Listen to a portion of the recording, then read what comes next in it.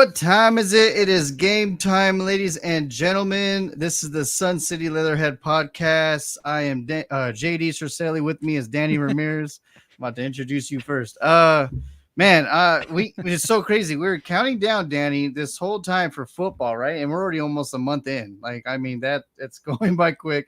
We're on week 3. So how are we doing?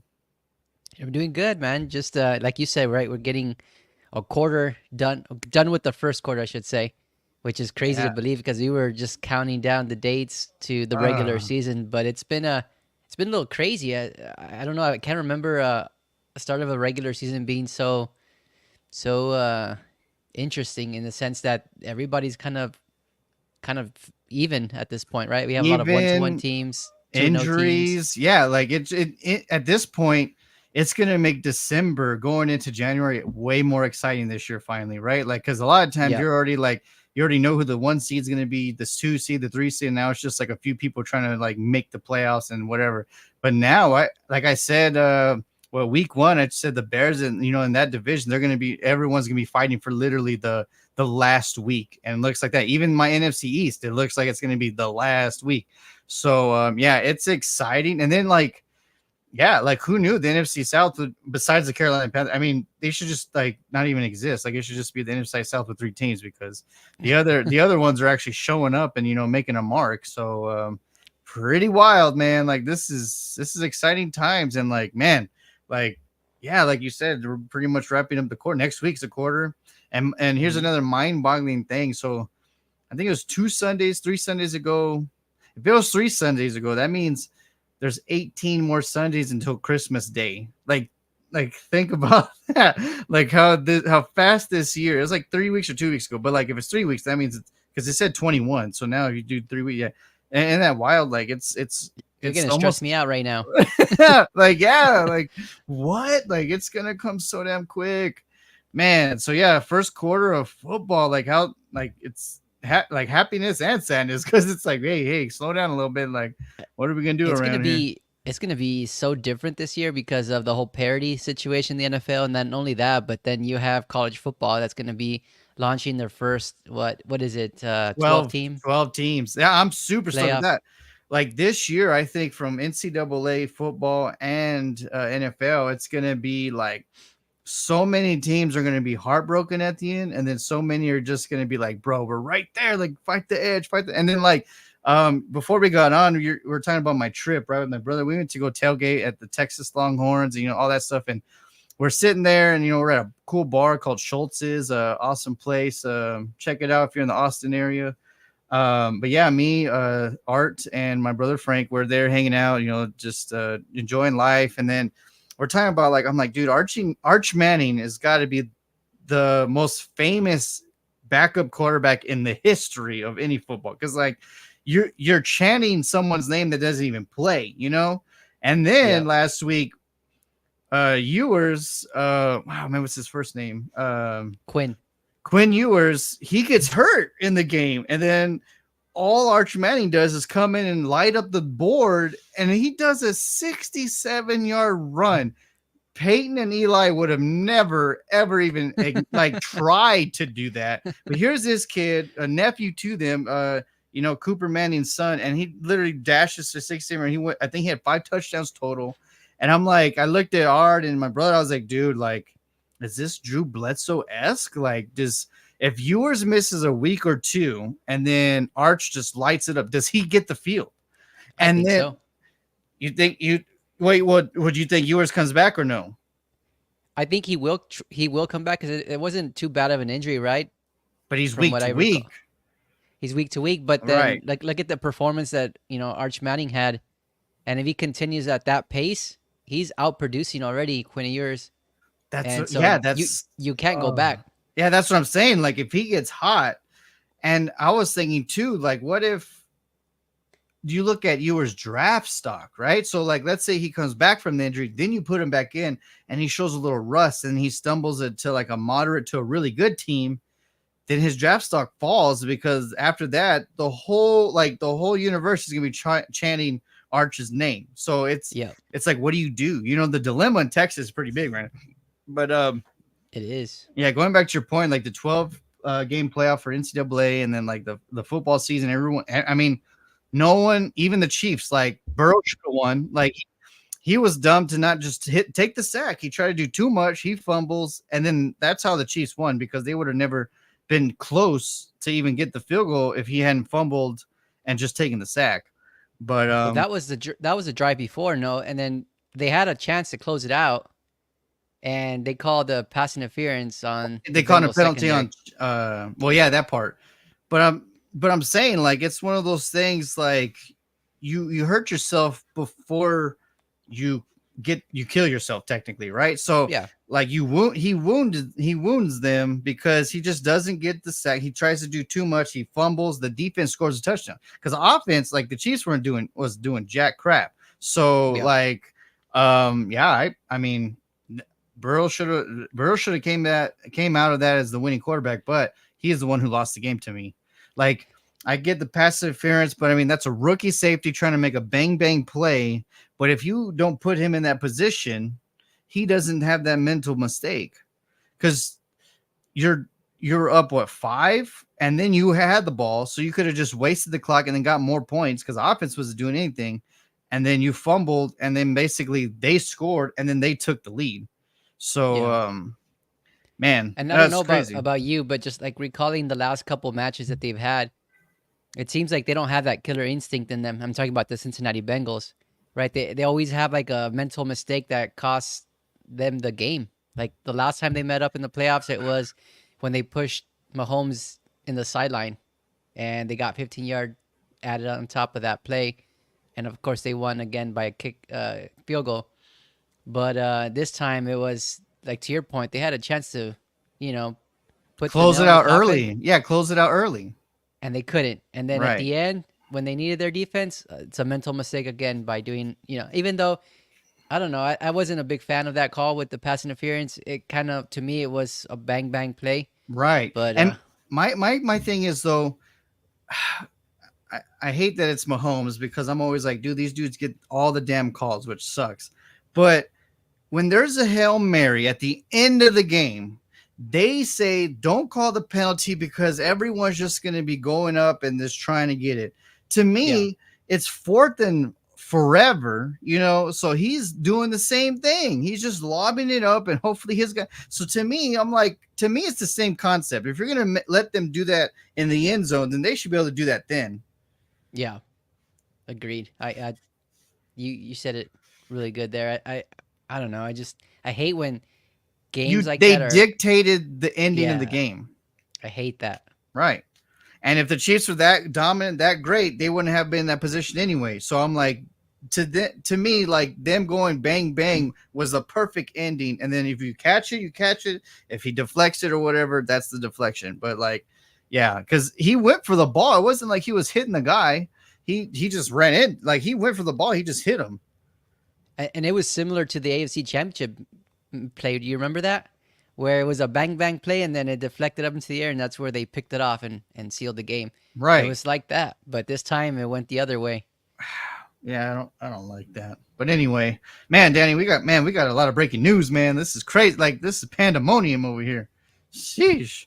I mean, who isn't injured right now? I mean, That's true. Everybody's injured. woo.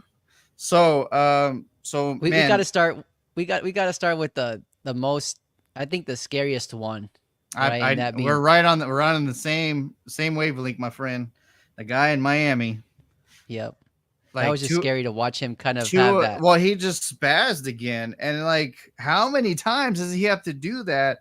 And he's not going to retire. Like he's already said, like I'm going to just tough it out. And I mean, I get it, right? Like you're still a Yeah, young kid, you still like have potential, but man, like how is he like 10 to 15 years from now? Like how is it when all of us are older, and then like how is his health? Like does he remember things? Like I mean, you've seen the movie Concussion, right? Like that thing's yeah, no joke. Like I'm glad that they didn't show it, but the fact is that player would pull out his teeth to ease the pain from his head so he can focus on a different pain, and then glue back his teeth just to rip it out again. Like that, I'm glad they didn't show it in the movie, but like that was the only line I remember in the movie because I'm like, excuse me, like that just doesn't sound right. That doesn't sound absolutely not even close to normal. But I'm like, damn, can you imagine just like ripping your teeth out, feeling that pain just because you're trying to like not focus on the head pain, then you glue your teeth back just to rip it out another few hours. Like, No, thank you. I mean, yeah, that that's the unfortunate truth of the NFL, right? The constant right, head hitting, right, and the collisions with each other. But I don't know, man. I just think it was scary to watch that, and it wasn't a play where it was very vicious. It wasn't a vicious hit at all. It was just a regular play of him running into another defender.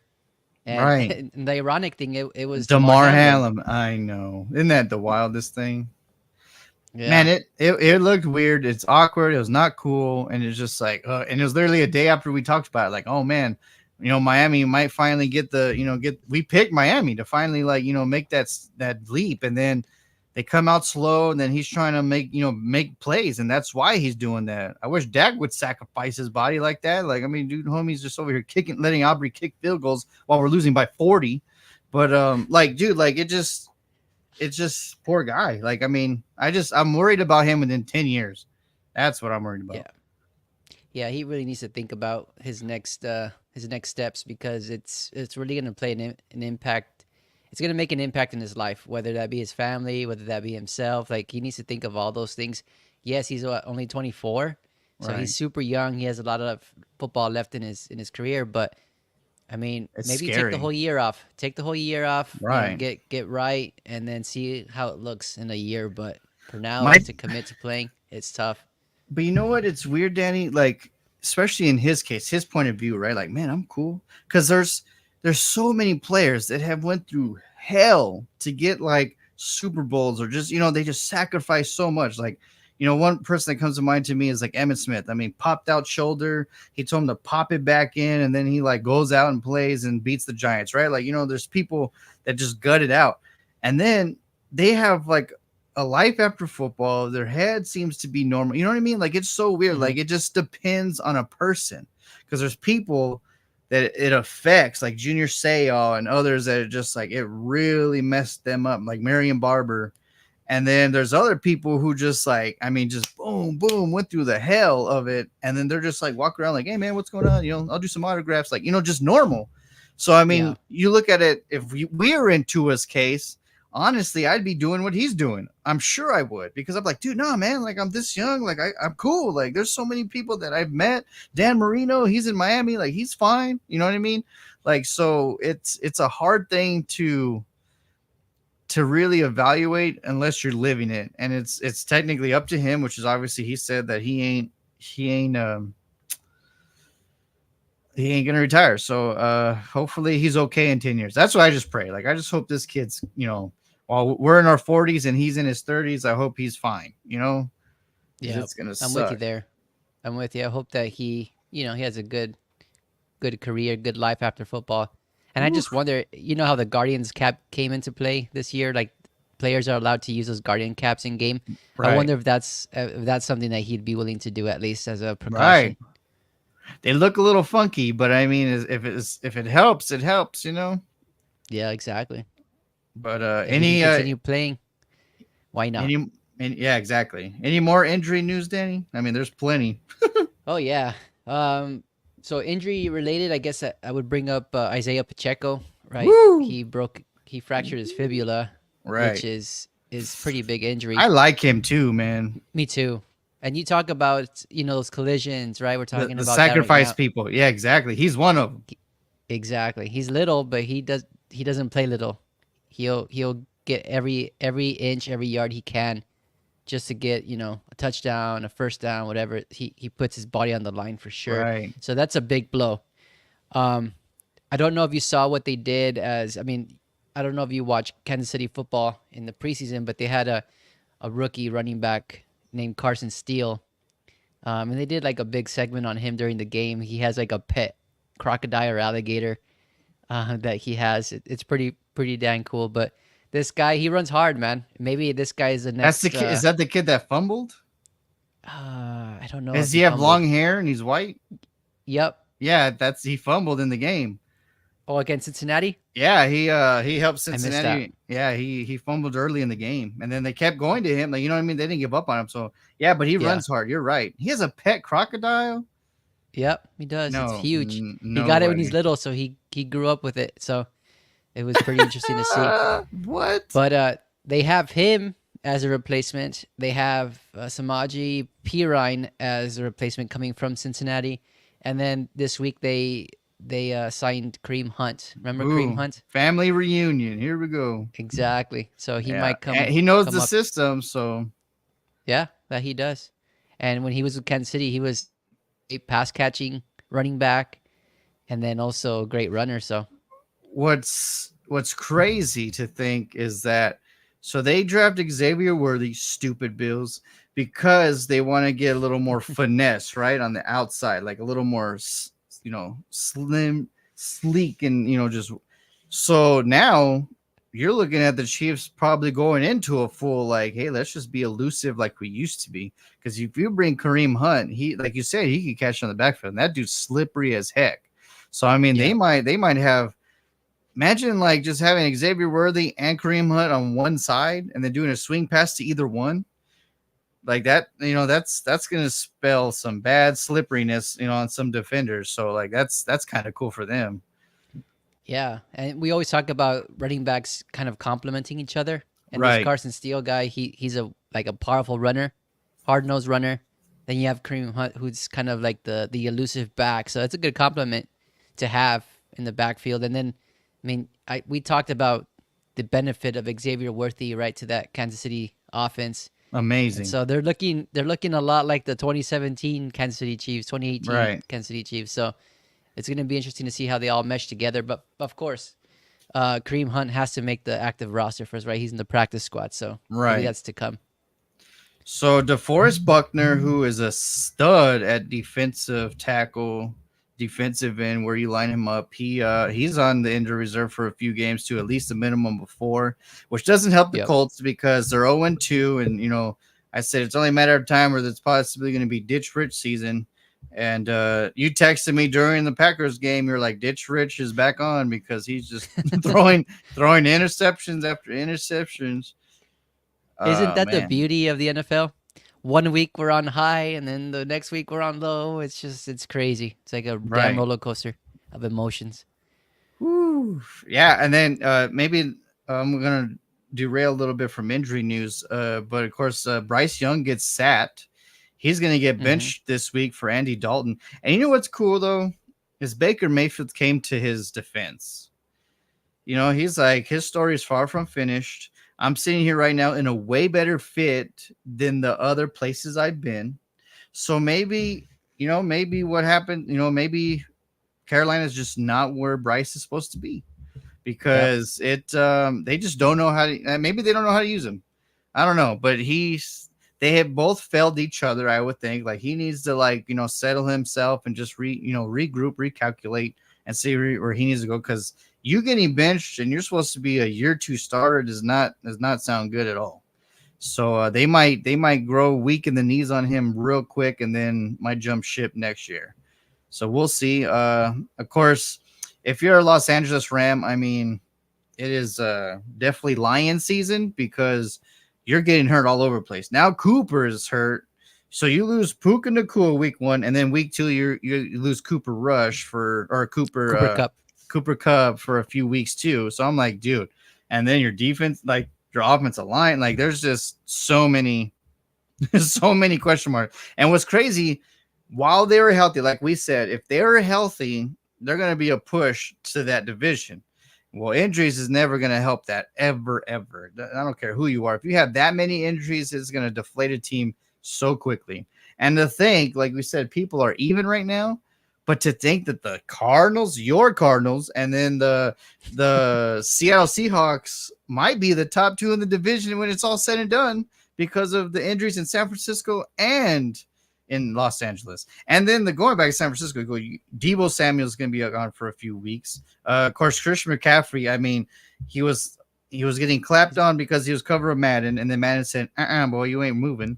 and then he's out for a while. Like the San Francisco 49ers are in a world of hurt because they've had several stars go down. So it's pretty interesting. Yeah, it's not an ideal situation for them, especially to start the year. But I think what could keep them alive is their defense. Right.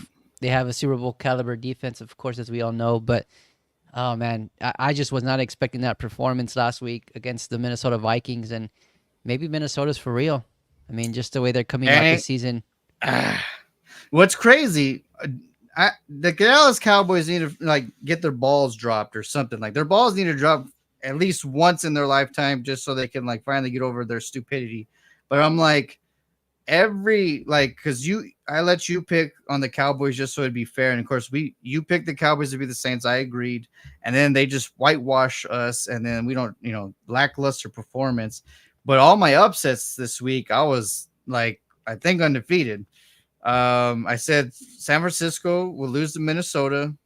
Yeah, I said at the very end of the game, Kirk Cousins is going to be the "you like that, Cousins," and then sure enough, he broke. I mean, he broke the soul of the entire city of Philadelphia in a minute and 40 seconds. Like it was the greatest. Like me and Frank were so pissed at the Cowboys still. Like we were just like, I mean, just irate of how stupid they looked. And then I was like, well, dude. And then we were both saying like, well, Falcons, do us a favor. And then so here comes, 2 minute comes, and I was like, damn, bro, like if I'm the Eagles, tush push hasn't been stopped. So what I'm doing is I'm running on third down. And if I don't make it, I'm going to do tush push right after and then kill the clock because I'm up 3. And then, of course, Nick Sirianni, who has the dumbest face all the time, he's just like, hey, we're going to pass. We're going to pass. And then, like, what happens a lot of times, even New York, when you needed Saquon Barkley to catch the ball to get something big, he would drop it. And sure enough, Stone Hands came through and was just like, duh, duh, duh, and then just drops it clean. And then a field goal happens. And I'm like, bro, here we go. Like, this is, you like that, Cousin, about to show up. And then sure enough, they gave him so much time. And all he did was just eat and eat and eat. And then just, he killed him. It was the greatest. It was just so awesome. Oh, it was so beautiful. did the Eagles have their defense out in the field or no? I mean, maybe, I don't know. Yeah, that's one of my, and we'll talk about it in the next segment, I guess. But I mean, Kirk Cousins, he's a pro. He's done it. He's won many games for the Minnesota Vikings, for the Redskins before that, and I mean, you can't give him the ball with you can't put Right. him in a position with the game-winning drive and not expect him to come through because he's done it time after time. And the Eagles made a lot of key additions this year with C.J. Gardner-Johnson, with drafting 2 first-round talent cornerbacks, Uh, and still cannot stop the pass. It's just right. it's It's crazy. I can it's just imagine mind what Eagles fans. boggling. It's mind Yeah, boggling because I'm like, I mean, I'm pissed at Dallas, but I'm like, if these dudes can do this, and Dak is always, I don't know. I wish we could just play the NFC East the whole year, even in the Super Bowl, because Dak would show up. But it's so mind boggling to me that like he plays so well in our division. But yeah, like the Eagles, like they couldn't stop Jordan Love until he got hurt, and then all of a sudden Kirk Cousins was just like, all right, you guys gave me 2 minutes or a minute and 4 seconds. I'll check it real quick. Because I told him, I was like, dude, eventually he's going to get in the end zone. And sure enough, when I thought they would kill the clock and end the game, they gave him time. And I was like, oh, here we go. And it was crazy too. So we're at Twin Peaks in San Marcos, right? We're like, oh man. So this one TV, I don't know why, I don't know how signals do that crap, but out of the whole restaurant, there's one TV that had like a 5 second to 7 second head start before the rest of the TVs. So I had a perfect view. And then so Frank started to like turn to watch that because I was reacting every time before everyone else was reacting, right? So yeah. then like towards the end, like I was like, he's got him, he's open, right? So then like everyone's like, huh? Like everyone else in the restaurant was like, what? And then boom, he scores a touchdown. So me and my bro like, yeah. And then like everyone's still quiet, and then they see it, and they're like, yeah. And then later on, sure enough, as soon as like I was like, they hit Hurts, and then I was like, they picked him, and then everyone's like, huh? Oh, hey, they picked him. It was like the funniest thing. But I was like, because and then there's like two guys behind me. They realized what I was doing, so they were the only table that was smart enough to follow the TV I was watching. So they're like, oh, and then they started chiming in. But yeah, it was funny. I was like, dude, this TV. I was like, how is that possible? This TV is ahead, like literally like 5 to 7 seconds ahead of the rest of them. But man, it was a just my trip was perfect other than the Cowboys. And then like what helped so much was Kirk Cousins time. And that's why I've told you, Gabe, and all the people like I like Cousins more than a lot of other quarterbacks just because like he's not flashy. I mean, he does a few things like the you like that moment, but he shows up when it matters most. Like I like Dak frustrates me so much. Me and Frank were talking about Dak cannot go into a shootout. Like he has got to be methodical, slow the time of possession, blah blah blah. Like Romo, just had that grit. Like, damn, they're about to score 40 points. I'm gonna have to score 40 also. And just no matter what, we're scoring touchdowns. We're not gonna get 5 field goals. And then but yeah, so Kirk Cousins was like, what happened? I don't want the quarterback that scores the most touchdowns in the season. I want the quarterback that scores the most touchdowns when it's mattered most. And Yeah. that's key. And Kirk Cousins does that. Like he's just like, all right, man, like here it is. Like they gave us time. Let's go kill him. Yeah, there's just a lot of frustrating things about the Eagles, and I'm not an Eagles fan. Granted, I can just imagine what their fans feel like, Oh, but they are deflated right now. I Like bet. I mean, I because would you I would expected be big things. destroyed. You expected big things. You drafted well. You got a lot of defensive help. You picked up a great defensive coordinator in Vic Fangio, and it's still the same song and dance. I didn't expect that. Again, also the Eagles' offense is a little frustrating too because you have Saquon Barkley, who you paid a shitload of money to, and you're not giving him the ball that often. Then you have Kenneth Gainwell, who comes in from time to time and catches those balls and doesn't really run it because he's not like an actual. I mean, he's a running back, but he's not the same caliber as the Saquon Barkley. So I just Right. don't understand their offense. And then when they do pass, it's like always a rollout or Hurts is running around the pocket and around the line of scrimmage trying to find an open receiver. To me, it's just very frustrating to watch, and it's a little boring to me. So I don't know. It's just a little. There's just a lot of things about the Eagles that I'm not quite sure who they really are as a team. I don't think they Um, do either.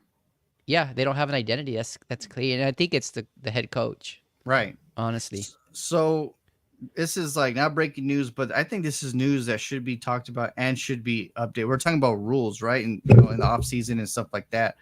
Um, I'm tired of the whole like, well, we're trying to do safety protocol. We're trying to change the kickoff and no hip tackle, blah blah blah.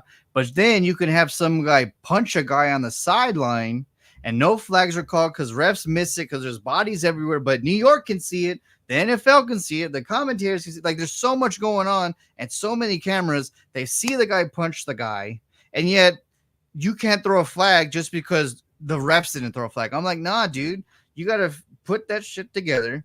You need to make sure that this player is either disqualified or on notice, and you should throw a flag because he's over here swinging at people that weren't even part of the game. And then, like that to me, that's asinine because you're over here saying, like, well, no hip tackle because what if this? I'm like, okay, well, he can go break someone's jaw then on the sideline because you guys don't call it. So to me, that has to be looked at for next year or like I mean, it could happen now. I mean, you could change that now because how are you going to have some guy throw a punch at someone's jaw and he gets no reprimand? He doesn't get in trouble. Nothing happens to that team. And I think the team that ended up throwing the punch won the game. yeah. I think it was the Bengals Chiefs game if I remember if I'm not mistaken. I don't remember who it was, No, but it was the Bears Texans Sunday night. was it that game? Yeah, so it was that game. So we got a comment here. What's up, David? Go David, Commanders! dude, 1-1. Hey, I said they would beat the Giants this past week. Danny didn't believe me, dude. I can't believe the Commanders beat them with 7 field goals. 7. And Danny, here's some little fun knowledge to those that don't know. David, you're right here to witness. The New York Giants is the first team in NFL history to score 3 touchdowns, and the other teams only score field goals and lose the game. No, Eh. I'm not a hater, David. he I just just didn't. He didn't have the I faith, was but I was a believer in Neighbors. I thought he was gonna show up, which he did. he showed But up. Who's his he quarterback, showed up. Danny? Yeah, Danny Dimes. Oh yeah. Not throwing Uh, those dimes, but See, yeah. do you remember what's that show? Won't you be my neighbor? What was Yep. it? Mr. Rogers, right? Pretty soon, free agency, the draft, Malik Neighbors is just gonna go to everyone, like, "Will you be my neighbor? Will you be my neighbor?" Because he's gonna go to every quarterback, be like, "Bro, I don't want this guy. Please be my neighbor." And He's gonna get then Bryce Young. He's gonna get a young neighbor. there you go. He'll probably be happier. I think, oh man, someone like Shooter Sanders, I think will go there next year. But I just think that Malik Neighbors is probably already like, dude, I can't do this. That pass is complete and it's basically ball game like the Eagles game. Exactly. Yep. Exactly. But that The Danny game of Dimes, inches. he's more like Danny Pennies because he ain't throwing no damn dimes, that's for sure. But it's like Daniel Jones goes to the wishing wheel, right? Like he's over there just like bing, like please let me do good. Bing. And then this dude just doesn't.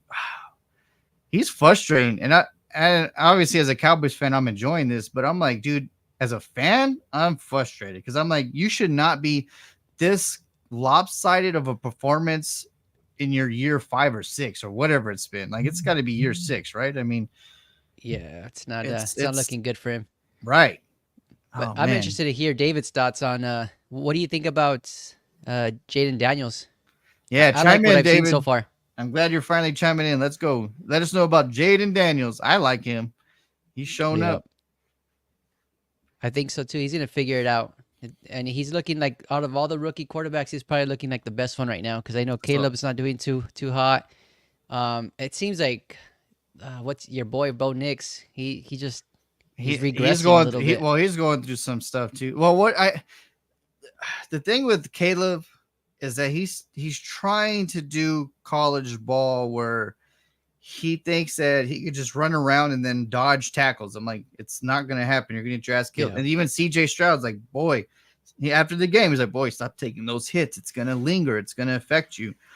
And Bo, little bit college ball too, but he's trying to do those like amazing passes, like zing, like I could get it in there. Like, nah, man, in the NFL, you got to make sure if an out is breaking, you got to throw it ahead of him. You can't just like assume that he's gonna grab it and take off. And like Yeah. that's his issue right now. He's just thinking that he can just zing it, it's gonna be there. It's like, no, man, you got to evaluate what's open, then throw.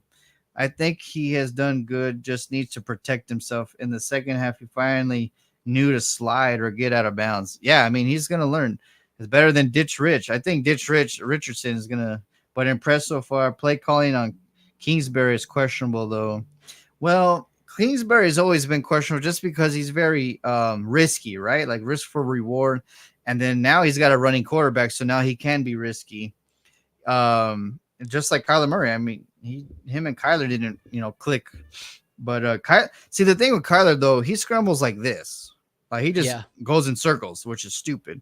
At least Jaden like will scramble, then go straight and try to make some yards. Kyler Murray's like, and then just tries to like spin like Tasmanian Devil style and just throw the ball out there like a Hail Mary every time. It's not gonna work every time. It worked this past week though. Oh, well, he didn't have to. I mean, he was just Yeah. kicking ass. Like, man, the Yeah. Rams injuries are just whew. But yeah, They're man. coming at a bad time for sure. But I think this is a good way. I mean, we talked about all the recent news, which is good. We covered right. everything that I wrote down on my end. Um, I think if you want, we can go ahead and talk about the next segment here. Let's do it. It's a new segment that we're rolling out this week. David, new segment, David. So what we're doing is we're gonna list out either players or names or players or teams, I should say, players or teams that impressed you this past week, and I'll let you start this off, Jay. All right. So, team that impressed me most, honestly, well, not the most, but I'm super stoked because my boy Justin Herbert, I said I would draft him number one if I was starting a franchise right now. This Los Angeles Chargers, I'm about to say San Diego. The Los Angeles Chargers are 2-0 on the ground and pound physical attributes of the Harbaugh way. And I'm like, Yeah. dude, this is so cool. Herbert doesn't have to be Superman and get killed on kryptonite all the time, like because he's getting beat down. And like this is a winning formula. They got Bosa, Malik, Khalil Mack, and the boys are finally able to eat. And because they're not tired, they're not exhausted, not getting shredded like the other damn coaches that the Chargers have. So I'm impressed by the physical nature that the Chargers have flipped the switch. And honestly, if we're talking about even right now, they can go toe to toe with Kansas City just because one, Isaiah Pacheco's injured. Two, Kansas City doesn't look quite like they were in the Super Bowl peak, just like last year, right? Like it took them a while on offense to kind of get grinded in the season. So I'm like, man, do the Chargers take the next step? I don't know if they win the division, but they have the winning formula right now to kind of like, push to that, at least get a wild card or, push for that division title. Yeah, I agree with you there. I don't know about going toe to toe with Kansas City. I'd have to see a little bit more to believe, but yeah, no, I think it's not the flashiest way for them to build a team right from the Right. ground up, and I think Right. Harbaugh from the day that he was hired said he was going to build from the trenches on, and I think that's the right way to do it. And Right. sure, they let Keenan Allen go, they let Mike Williams go, but sometimes what do we say? Subtraction by or addition by subtraction, Right. Less is more. right? Yeah, sometimes you have to keep it simple like that, and I think them having an identity where they run the ball, it's working for them, and they picked the perfect back to be that replacement for Eckler. Right. So J.K. Dobbins, he's healthy. He's looking good. mhm. And what's so cool, in week one, I saw a little Instagram meme or whatever. Is like, if you can't, the whole like, if you can't beat him, join him. Right. So like, J.K. Dobbins destroyed Michigan at Ohio State against Harbaugh. And now he has him as a piece of his offense. Now he can play with him. You know what I mean? He could do. He's like, man, now I know all the talent that you destroyed us with. Now I love it because you're on our side. Like, go destroy everybody else. And when J.K. Dobbins is healthy, that dude is legit. And what's crazy, Danny, people don't want to hear this in Baltimore. He leaves, and yet he is not faltered, and he's looked better than the guy that they brought in, Derrick Henry. That's what's Yeah, crazy. yeah, that's. I mean, I don't think anybody would have predicted that, right? Well, and Which plus, is like, sometimes we look at it on paper, right? And this is why they're probably 0-2. Like, oh man, they got all this power.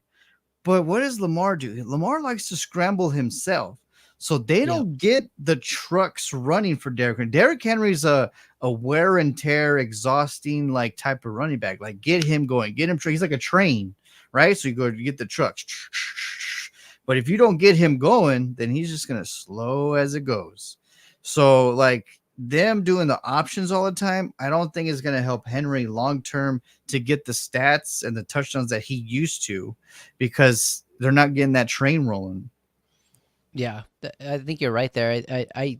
That's one of the downfalls of Lamar Jackson is he tries to do too much Right. and he takes away those opportunities from his running backs, and that's even been when JK was there. JK was there. Gus Edwards, like there was never really like a number one running back there. It would Right. always be a running back by committee, and he would be the one getting the most yardage of all those running backs, which is kind of Right. surreal for a quarterback.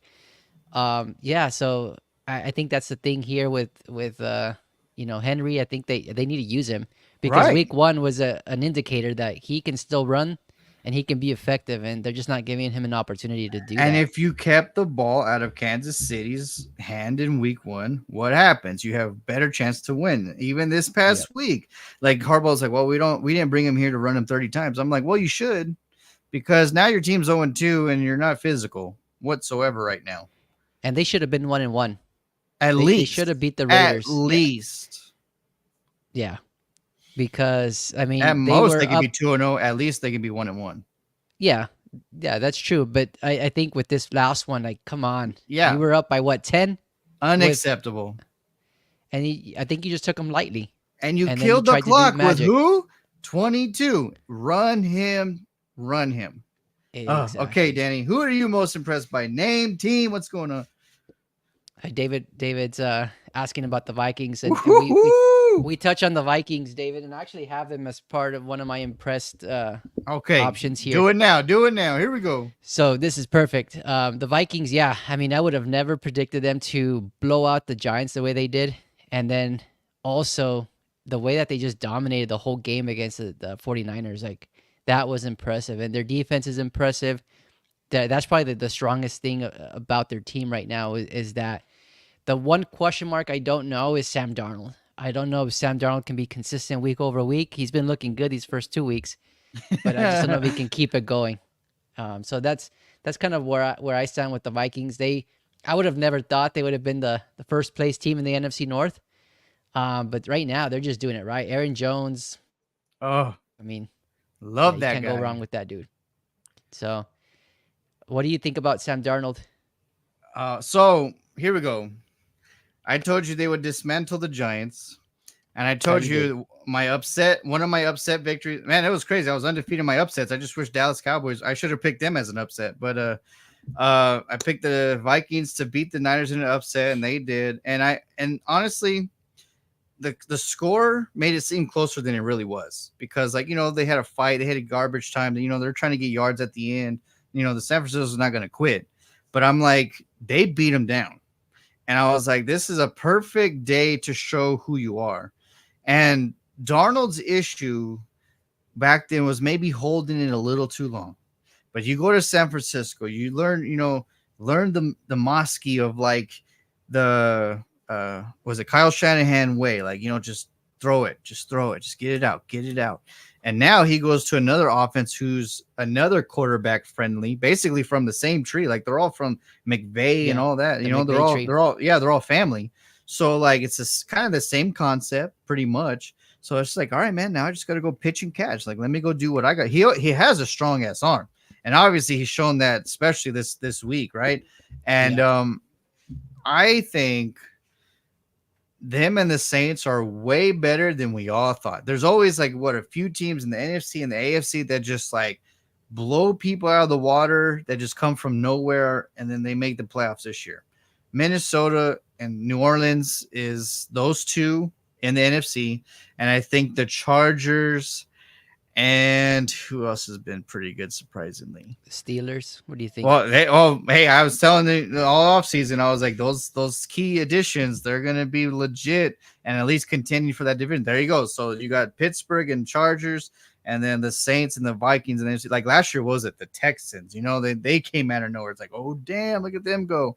So it's like I think Vikings are one of those teams that could do that this year. Like, damn, okay, like maybe we should take him serious because if Darnold's able, like you said, the consistent wise, like can he go into Lambeau and shred them? If he goes into Lambeau, I'm like, bro, Detroit, and of course Chicago is gonna have to worry because that Lambeau going into Lambeau, I think even though that they're gonna be on a weird year because of injuries and stuff, I still put that the history of that stadium over the Ford Field. Like I think the Lions playing in Detroit is hard right now. Chicago and crazy weather would be hard, but if this dude goes and lights up Green Bay in Lambeau, then I'm gonna be like, all right, man, maybe the Vikings are gonna be really contenders because Aaron Jones, is gonna go for revenge, and then like there's Yeah, just so many things that can go their way. Like the deep man, who's the guy that I said would be like a surprising like Van Ginkel? I've always loved the name. I was like, him, the Dolphins, they lost a lot to I think they lost getting rid of him. Look how he showed up. I mean, he picks off Daniel Jones like nothing. Like whoop, scores, touchdown. He had 4 tackles and a sack that game, plus an interception for a touchdown. And then obviously he did. I didn't get to see the highlights of the 49er game, but obviously they did great because they kept them to 14 points. So hmm I'm like, I think the Vikings could be for real, man, which is kind of I crazy and cool. I mean, they have a great team. Like, their defense is solid, and we mentioned that before the start of the year. I think we gave them praise for that. Right. Um, I think just the biggest question mark is that quarterback. I mean, Right. Jared Goff, right? Jared Goff is not like the best quarterback in the league, but when he gets going, he has success, and his offense has success. I think this is the same situation here. If Sam Darnold can figure out how to give the ball to his playmakers, whether that be Justin Jefferson or whether that be Jordan Addison when he comes back, I think they'll be Right. in good shape. And Aaron Jones, you can count on him for running game. And then the most important, probably the most important piece of this whole offense is the head coach, Kevin O'Connell. He knows how to scheme his guys open. Like he's shown that with Kirk Cousins. He's shown that with the Right. backups that came and replaced him last year when he got hurt, right? So I think it can work. It just depends on how Sam Darnold approaches it, right? So they have a tough schedule coming up, right? This past week was against the 49ers. They're not a joke. They show that they could beat them. Next is going to be the Texans at home. The They good play thing the is they're at Texans home this still. week. Yeah. I So think this they is another. can. Yeah, I think so too. I mean, look at Chicago. They were able to hold them to what, 18 Right. points, Right. and I think the Vikings can do that too. And like I obviously Caleb within a year or so I think can go to toe like scoring. But like you Hmm. put me with the Darnold who's like comfortable again, like just like how Baker Mayfield's like, dude, I'm at a place that wants me. I'm at a place that I'm comfortable. I'm at a place that's just clicking with me in Tampa. What if that's Minnesota with Darnold, right? Like right now he's just clicking, and Yeah. it's wild. It's wild to think that it's just it. Sometimes it's a fit, and looks good. Yeah. Yeah. What about you? Whew. You have who's your next one? All right, most impressed. Let's see. I want to. I already talked about Kirk Cousins, so I'll keep that away. But okay, here we go. It's gonna break your heart, but I mean he's manned the ship. I'm honestly impressed that Justin Fields hasn't blundered the Pittsburgh way, because this guy's 2-0. He's not doing anything flashy, but the key thing, he ain't giving up turnovers and points to the other team. So Yep. I'm impressed that he's holding ship, because, like, yeah, he wasn't supposed to be a starter. Then Russ Wilson's like, oh, my calf, oh. And then they're like, all right, well, Fields, like, you're the guy, week one. And then he beats that team. I forget, who did they play week one? Week one they played. Oh my god. Now I'm drawing a blank. Right. Hold Well, on, I have it right here. they scored nothing. Oh, the Falcons. We're talking about Kirk Cousins. Yeah, Yeah, yeah. they played the So Falcons. they win by nothing but field goals, but he does enough to not get them to lose, and that's key, because if you get a turnover or whatever, you give Kirk Cousins time. That's what happens. They didn't have time in week one. Um, week two they beat. Who did they beat? Last week. Yeah, Last week they beat. Shoot, I have it right here. Um, see, I'm looking at the where- upcoming schedule, and it's the Chargers. oh, So I'm like, they played Denver. okay, yeah. So again, and imagine if he gives Bo Nix his first victory, that won't look good, right? So like he did enough to get his team to win. Now, if he starts Sunday against the Chargers, here's the big thing: who's going to go to 3-0?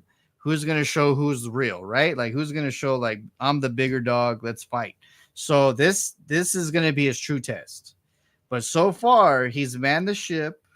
He's looked better than what we all thought he would, to be honest. Because we were talking about how like his throws just hang in the air, and he looks sloppy at times. And of course, Gabe's flying in Seattle right now, so he's like he would definitely be chiming in right now. But I'm impressed that he's been able to man the ship and get to 2-0. It hasn't been pretty. Like it's not a flashy way to win games, but it's No, working. a win's They a have a win. great. Yeah, and that's all that matters. I mean, you want somebody just to manage the game and not turn the ball over, and that's exactly what he's doing.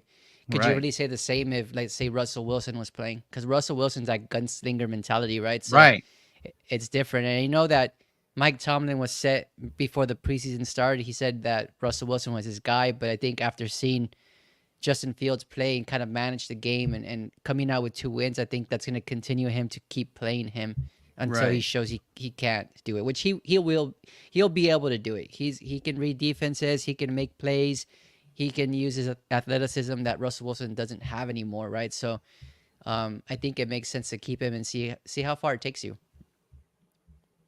Yeah, it's pretty interesting so far. And you, Yeah, it really sir, is. well, who are you most impressed by? I am gonna go with CJ Stroud as my most impressed player. Woo! Oh, Ohio State. No, oh, here we go. Oh man, I never thought you would do this. yeah. Literally, it was hard not to get upset, right? Because, um, I mean, when you think you have him dead to rights, when you think you're gonna get a sack, all he does is just kind of roll out to the right, Yeah. and Woo. he's accurate. He's accurate. Hits that receiver And right in the you hands, can't teach accuracy. and that he is. He's very accurate with the ball, and I'm super impressed just by that. I mean, even when the pressure's at his face or the pocket's collapsing, it doesn't stop him. He'll still find the receiver and hit him right in the hands, which is going to be scary. I mean, right now they looked a little sloppy. I think the Bears were able to stay in that game, but literally they should have lost by 2 touchdowns at least. And I just think that those mental errors, those punching people in the faces, those drop balls in the sidelines, like those are things that hurt them last week, but they're gonna figure that out. And once they do, they're gonna be able to go toe to toe with like the Chiefs, with all the AFC powerhouses that are there. Right. And so I'm just super excited to see kind of the outcome of it when it all plays out. I would love to see them in the Super Bowl. I think that would be so amazing to see, you know, a a, a newer team to the NFL Yeah, get anybody to but the that level. Chiefs. Right. Yeah. At And this you know point, what's yeah. yeah. So what's cool is like you said, he just rolls he's smooth with it. He just rolls away from the defender, just keeps his eye downfield. And that goes back to the person, right? Like cuz I mean, he's in year 2 and he's doing stuff that like year 5, year 6 people should be doing, right? So he's just like Yeah. cool as the rule and then just whoop whoop. And yeah, CJ Stroud is the real deal, man. And like I said last year, I would have drafted him over Bryce Young. And so far, Bryce Young has been proving me right.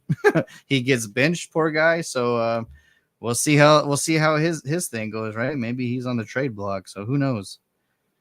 Yeah. Maybe he goes to New York. I'm calling it now. The Giants, Yep. hey, maybe him and neighbors might do better, but who knows? Do you have any other people that you're impressed with or teams? Person, okay. I did team, so I'll do a person. Well, I did team and person, right? So, uh,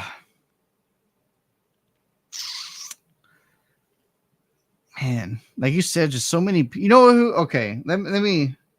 oh, Brandon Aubrey. I love him. Whoever's impressed by him was sleeping under a damn rock last year because at this point you should be like that dude. He is a godsend. He is. I've never wanted a kicker's jersey until now. Like, please give me a kicker's jersey. I'll be down. But I'm gonna go with. Oh, great. Yeah, I had it in my head. Then you mentioned Brandon Aubrey, someone in the AFC. Oh man, I'm going by division. Damn it. Um, Nikes. How about What, okay? what? While you think about that, let me tell Yeah, you my yeah. next Like one. I was like, you go, and then I'll think about the person. My last one is the Packers, and I don't think I would have said that or would even admit to want to say that, but I have to be unbiased here. Just the way that they're able to go into, well, they're at home, of course, but they were able to beat the Colts coming off like a pretty good performance against the Texans, right? And Right, Anthony Richardson had a great game. And then, it was looking more like it was going to be an even matchup because of them not having Jordan Love. And once Malik Willis came, he just operated the offense the way that, they should have. Josh Jacobs ran the ball really well. So, man, the Packers defense, though, I think that's probably what I'm most impressed with is they just continue to make plays and get interceptions. What's his name? Xavier McKinney, right, from the Giants. That's right, his second consecutive interception, yeah, at the safety spot. So they have just like a really sneaky good defensive line, and their linebackers are young and they're kind of coming into their own. So they're gonna be hard to deal with even without a Jordan Love. So and it seems like right now, from what I'm hearing, it's like they're kind of rushing Jordan Love back. It seems like because they said he was gonna be out for like 4 weeks. right. Well, this is barely week 2, and they're already thinking about practicing. So it's kind of crazy to see that his recovery's kind of been expedited this way, but Hopefully, he doesn't it's get risky. re-injured. Yeah, especially at the ACL. Who did they play this week? Oh, good question. So this week I think they play somebody good too. Oh no. Well, some semi good. It's the Titans at home in Tennessee, I should say. Oh, Tennessee's desperate too. Tennessee's desperate. Their defensive line is good, It's at but other than Tennessee. that, yeah, it's at Tennessee. This is where Malik Mills comes back to reality. and the Titans beat Green Bay. And they're Tennessee is not going to let their ex quarterback that they just ran out of town. They're not going to let them beat. They're not going to let him beat him. Nope. This is where he comes back to reality. If Will Levis just doesn't do something stupid, they should be 2-0, Danny. Yeah, you took the words out of my mouth. Oh, he pisses me off. Like Pollard's kicking ass. Your defense is amazing so far. You should be 2-0, but no, you're like so stupid. God, I give so much respect to Callahan. One, for calling him out and then calling him out in the press conference.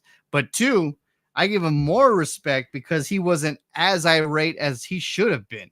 Like I honestly, we want to talk about punching someone in the jaw on the sideline. My quarterback's coming out doing that crap. I'm punching him in the square in the jaw because I'm like, what are you doing? We're in field goal range, and we're Yeah, ahead.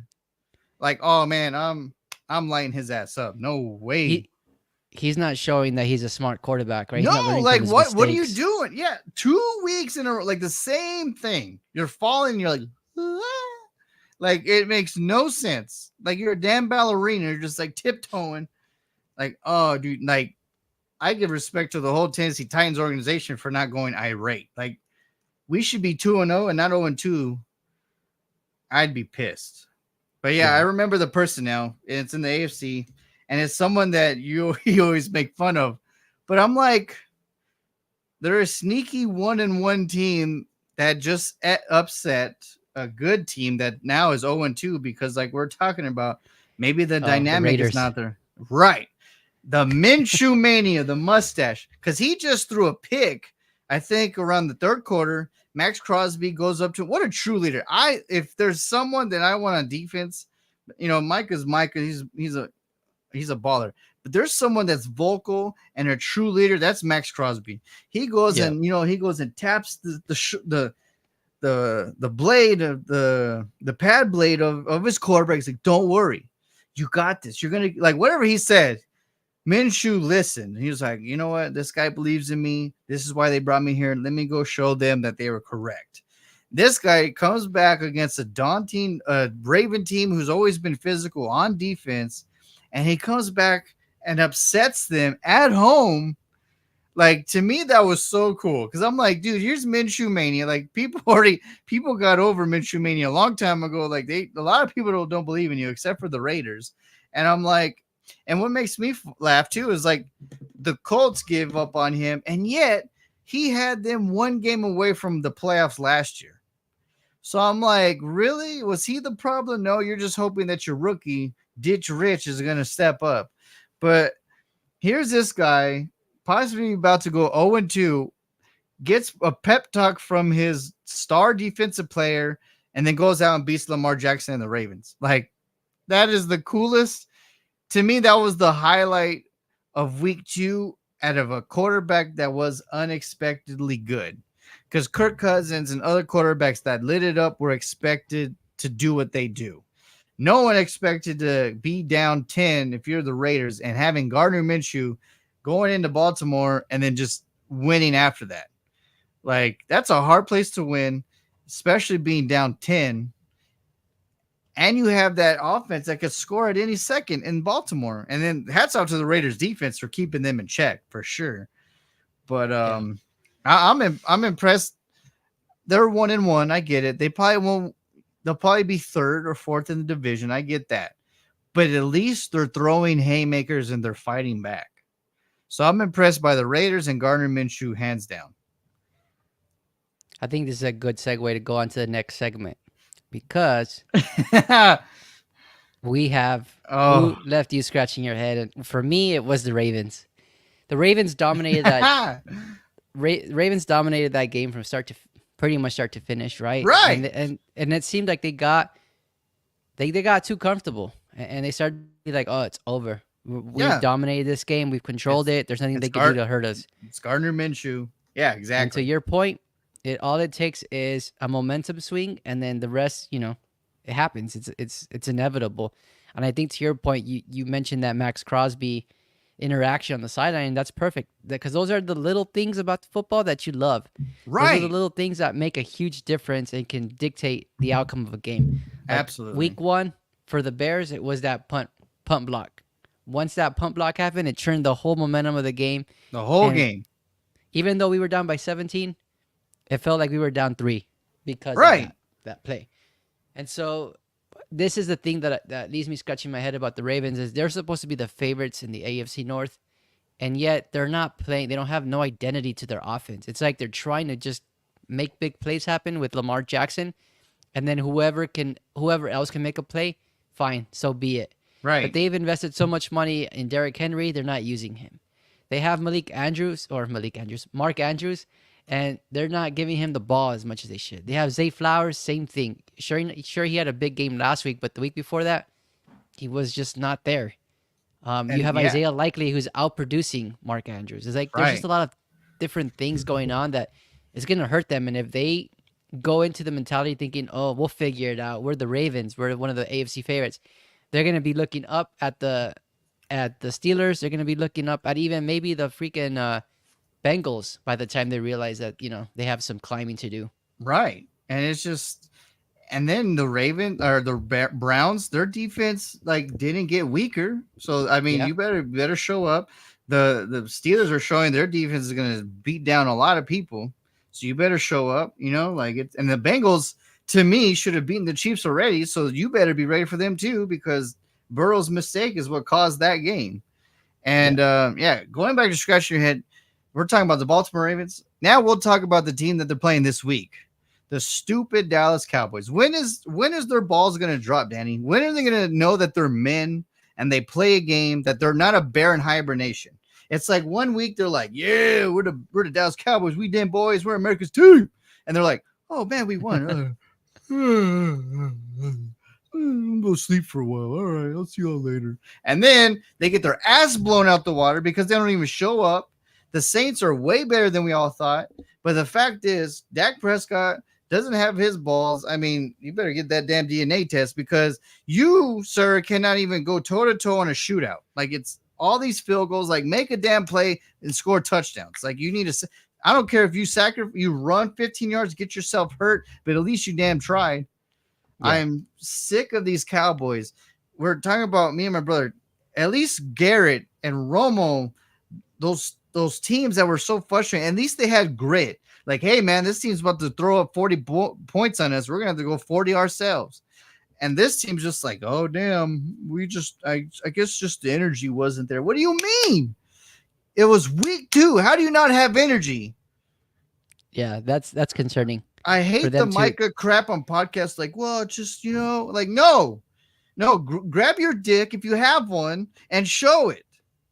Like I'm sick of you guys being the most talented team supposedly, and then you guys just play fucking lightsabers all the time with each other because you don't want to go show up and play. Like I'm Yeah, sick of it, and this is why I would have never paid Dak this year. I said, "Prove it to me," because you can't go toe to toe in a shootout, and that's what's probably going to happen in the playoffs. Is when things get tough, you're going to have to go score touchdowns. I don't want you to score touchdowns in the damn season, 36 again. If we win with that, cool. But I want touchdowns when it matters the most. yeah. I'm with you there. That was the biggest shocker for me in week 2 was I'm just that scratching performance. I'm scratching my head all year with them because like I saw some Cowboys fan post like on Instagram like Dallas is that team that'll get blown out one week and then go to play the Ravens next week and blow them out of the water. And it's just like why can't we just do that every week? Like if we're able to and we have the talent to, why not do it every damn week? Yeah. And honestly, I don't know if you heard Dak's post game conference. They asked him like, how does he feel after this game? And somebody said, how do you feel after the performance you had week 1 and all the hype that you had? And he's like, we didn't have any hype. We were on a level mindset and blah blah blah. But that's I don't believe that for a second because the way that they dominated the Browns and I mean it I was just an hate I hate his nonchalant answers. Like it's like he's a political person every time. No, dude, you play the NFL. Just say the truth and not be political. Like not tiptoeing around the damn answer. You're right. Like it's just like, well, there's no hype. No, dude, you're the Dallas Cowboys, America's team. You always have hype, even when you're shitty. Yeah, it to me it just it gave me a bad impression because he needs to take accountability, right? As a leader of the team, he needs to say, "Yeah, we were flat. We could have done this better. You know, we shot ourselves in the foot here. We didn't play complementary football. Whatever that may be, that excuse, take it in the chin and just say we'll learn from it." Instead, he's kind of deflecting. Oh no, well you guys write, you guys write your stories hyping us up. We're just on the level mindset, so we're not hyped up, blah blah, which is bullshit, right? And second Everybody's of gonna be all, if hyped you're up. not hyped up, then that's your problem. Maybe that's why they lost. Right. Yeah, like we're on a level. Well, get a higher level because you're shit.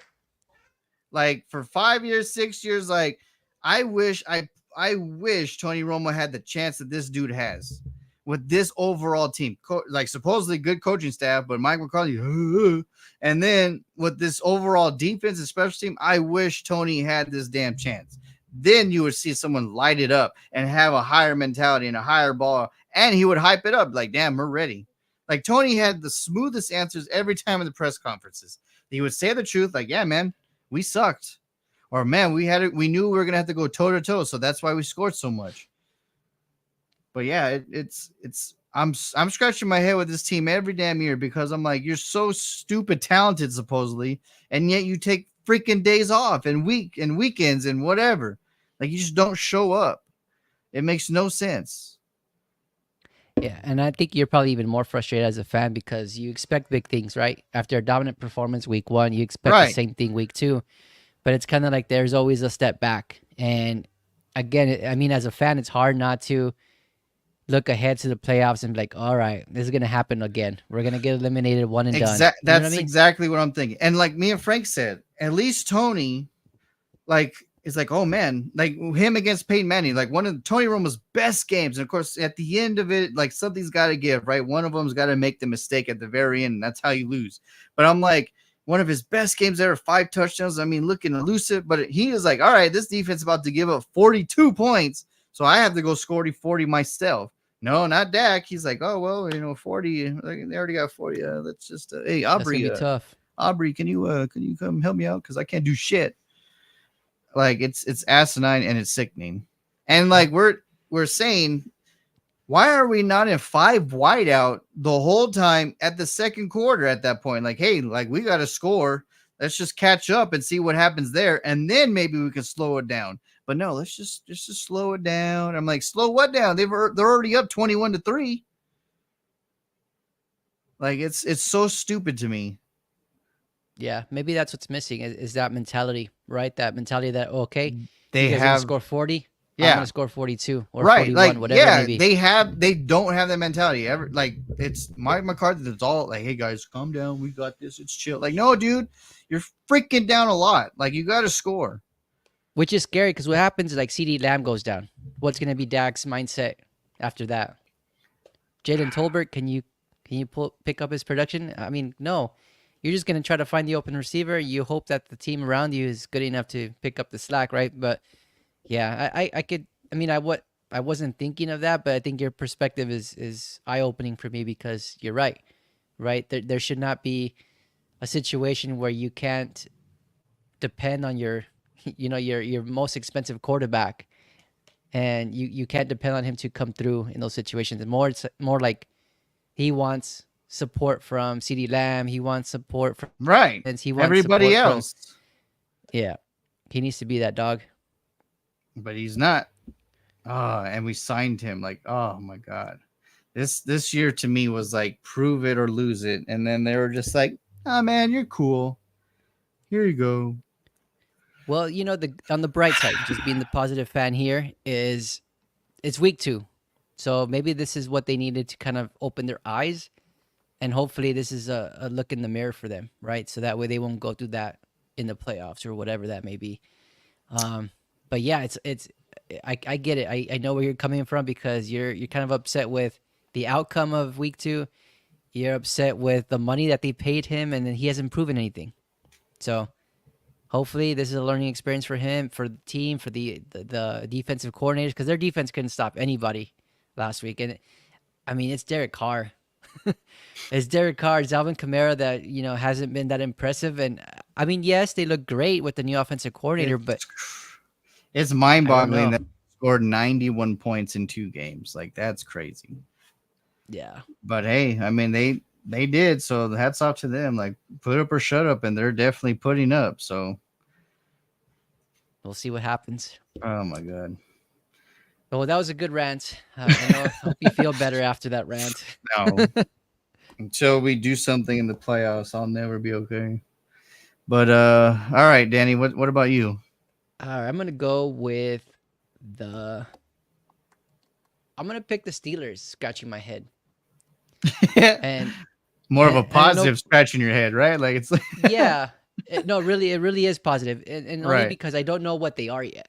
I mean, they're 2-0, but is it a sustainable 2-0 where they're gonna Form be, yeah, a where they're gonna be formula. building that Yeah. identity Yeah. and knowing what their team's about, right? Because we've seen that before from Mike Tomlin. He's had that formula in his team, whether that be the defense, whether that be Big Ben and AB. Like he's always had a formula. And here it's kind of like uncharted territory because he hasn't had a quarterback really to lead them since Big Ben has left the team.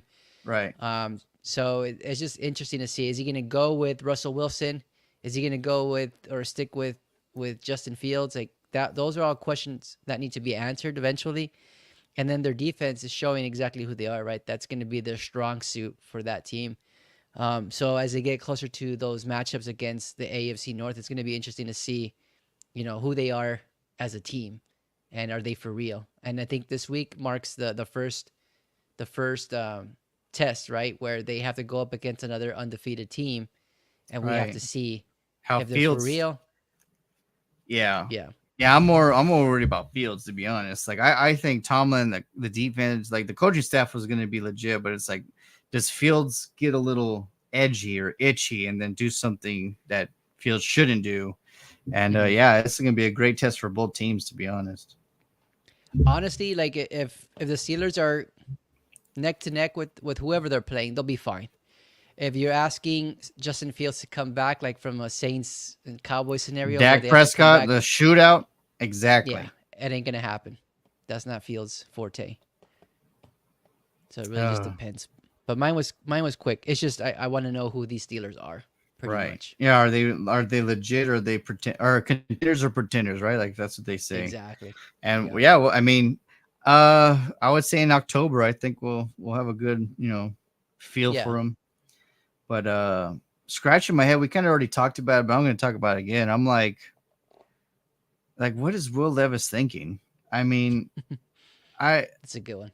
you went from if you don't do those two, like it's just 2 plays. Like it's not the whole game. It's not like you were stumbling and bumbling the whole damn time.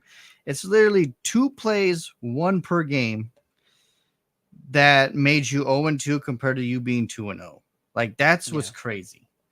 Like they should have beat the Bears. They should have beat the Jets. And yet it's like I don't understand how your like your brain mentality, your functionality is like, oh man, I'm falling. Like I don't understand how you just like lob it in the air. Like I've never seen that. I've seen it maybe once from a quarterback, and it probably failed or succeeded by luck, but they never did it again. I've never seen a quarterback do it 2 straight games, and it cost him twice in each game. The game, Especially like back to back. right, yeah, like like maybe in week 7 he does it again. It's like oh damn, remember in week 1? Like no, he did it back to back weeks, like the same I don't get it. Like I'm at a loss of words. Like I get mad at Dak because he can't show up on the biggest stages, but at least he doesn't do something like if he did stuff like that, I'm probably breaking a few screens because I'm like what are you doing to like make you think that just falling down and just lobbying in the air, then hoping that an angel's gonna come down, grab the ball, and then like put it in Hopkins' hand or Ridley's hand. Like, you know what I mean? Like, I don't understand your thought process. I Eh, think I think he sees the flashy plays that Mahomes make, that all these other quarterbacks make, and he's trying to be that. which he doesn't need to be because he's a capable quarterback and he's shown Right. that he can have those games where he scores 5 touchdowns. Like it's in his DNA. He can do it. He has the skill for that. But it's like just take the sack, dude. Like why make something even worse? And you're right. And it was cool to see Callahan on the sideline just talking shit to him about that And mistake. he should, because it's always like, well, coaches are supposed to be cool and calm, and No. like, no, dude, like, no, fuck that. Like, honestly, there's no way that you should be calm when it's been back to back games. You're about to be 0-2 because of it. And like, no, like, call him out. Like, I wish Mike McCarthy's like, yo, Dak, like, hey, maybe you should score more touchdowns. Maybe you should, get your dick out of your ass. Like, you know what I mean? Like, do something. Like, Yeah. oh my god, it's so frustrating now. It's like, well, we're in the crybaby generation. Like, no, these are football players. Like, you need to be on them. And then I forgot who it was. We're talking, I guess it was, oh man, me and Frank were listening to the radio, and there was a coaching staff talking to, their team. Like, they don't baby them. Like, they call them out. They're nitty and gritty. And it's like, this day and age, you need to be that, because there's so many people that like, oh man, we're the greatest thing on earth. We're an NFL star. Like, no, dude. Last time I checked, Kansas City's owned y'all for 5 years. You know what I mean? Like, you're nothing. And the NCAA, like, Michigan's the goat until they're not the goat this year. Like, no Yeah. one has bragging rights unless you do something and win the championship. And then everyone's like, yeah, man, I'm the greatest. Like, no, dude, you haven't done anything. What does Ric Flair say? To be the man, you gotta beat the man. Right. Woo! Like, you know what I mean? It's just so frustrating now. It's like, well, let's baby everybody, NBA stars. Let's baby NFL. Like, no, man, they're grown men. They have something in between their legs. They're supposed to know how to grit it out. And if you can call him out, like, I was so happy that he was like, what the fuck are you doing? Like, I was so happy because it was him, like, putting him on notice, like, this is never going to happen again. Yeah. And for 2 weeks back to back, like, there's no excuse. That has to be heartbreaking for the fans. I Right. mean, Yeah, and those kind of plays grow a fan base tired quickly, right? They're gonna lose hope on you. They're not gonna trust you as a quarterback, right. and they're just gonna ask for the backup to come in They're gonna run eventually. you out of town. Mm-hmm. And I have a customer who comes in, as he tries to come every, Monday through Friday every day, but sometimes he can't. But he's a Titans fan, and of course, my first day being back at work, and I was like, Jess, like, you're literally 2 plays away from being 2-0. Like, how sickening that is. Like, it's just so mind-boggling that those 2 plays dictated you from being 2-0 to 0-2. Like, how? I've never seen that, and I've never heard of that. What did Jess say? I'm curious. Well, he was just like, I know.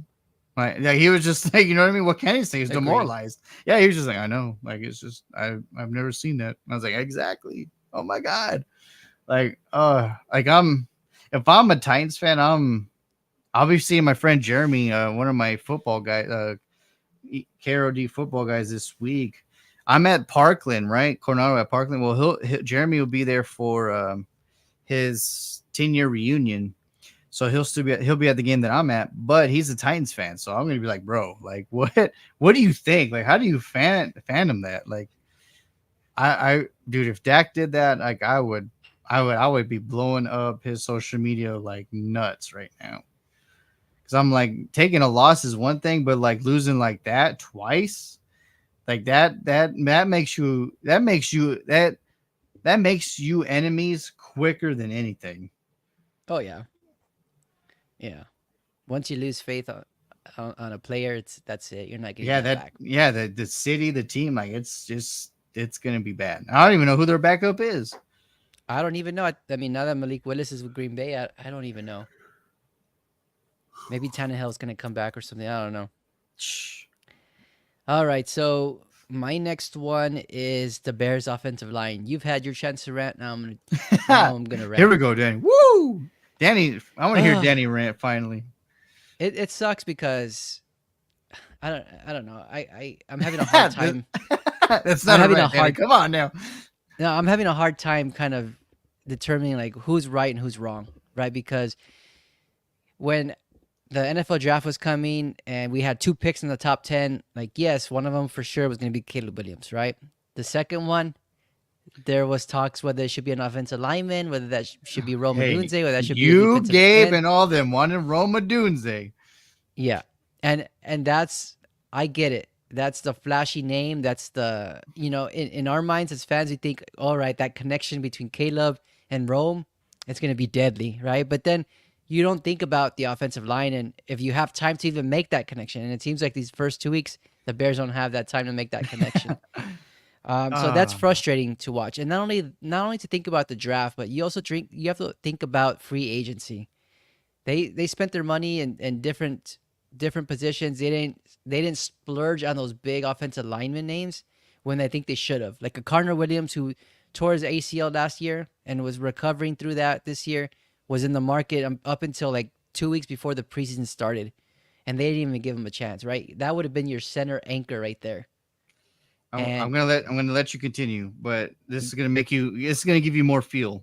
The Saints brought in 3 offensive linemen for agency, and look what they're doing. exactly, the Saints did that.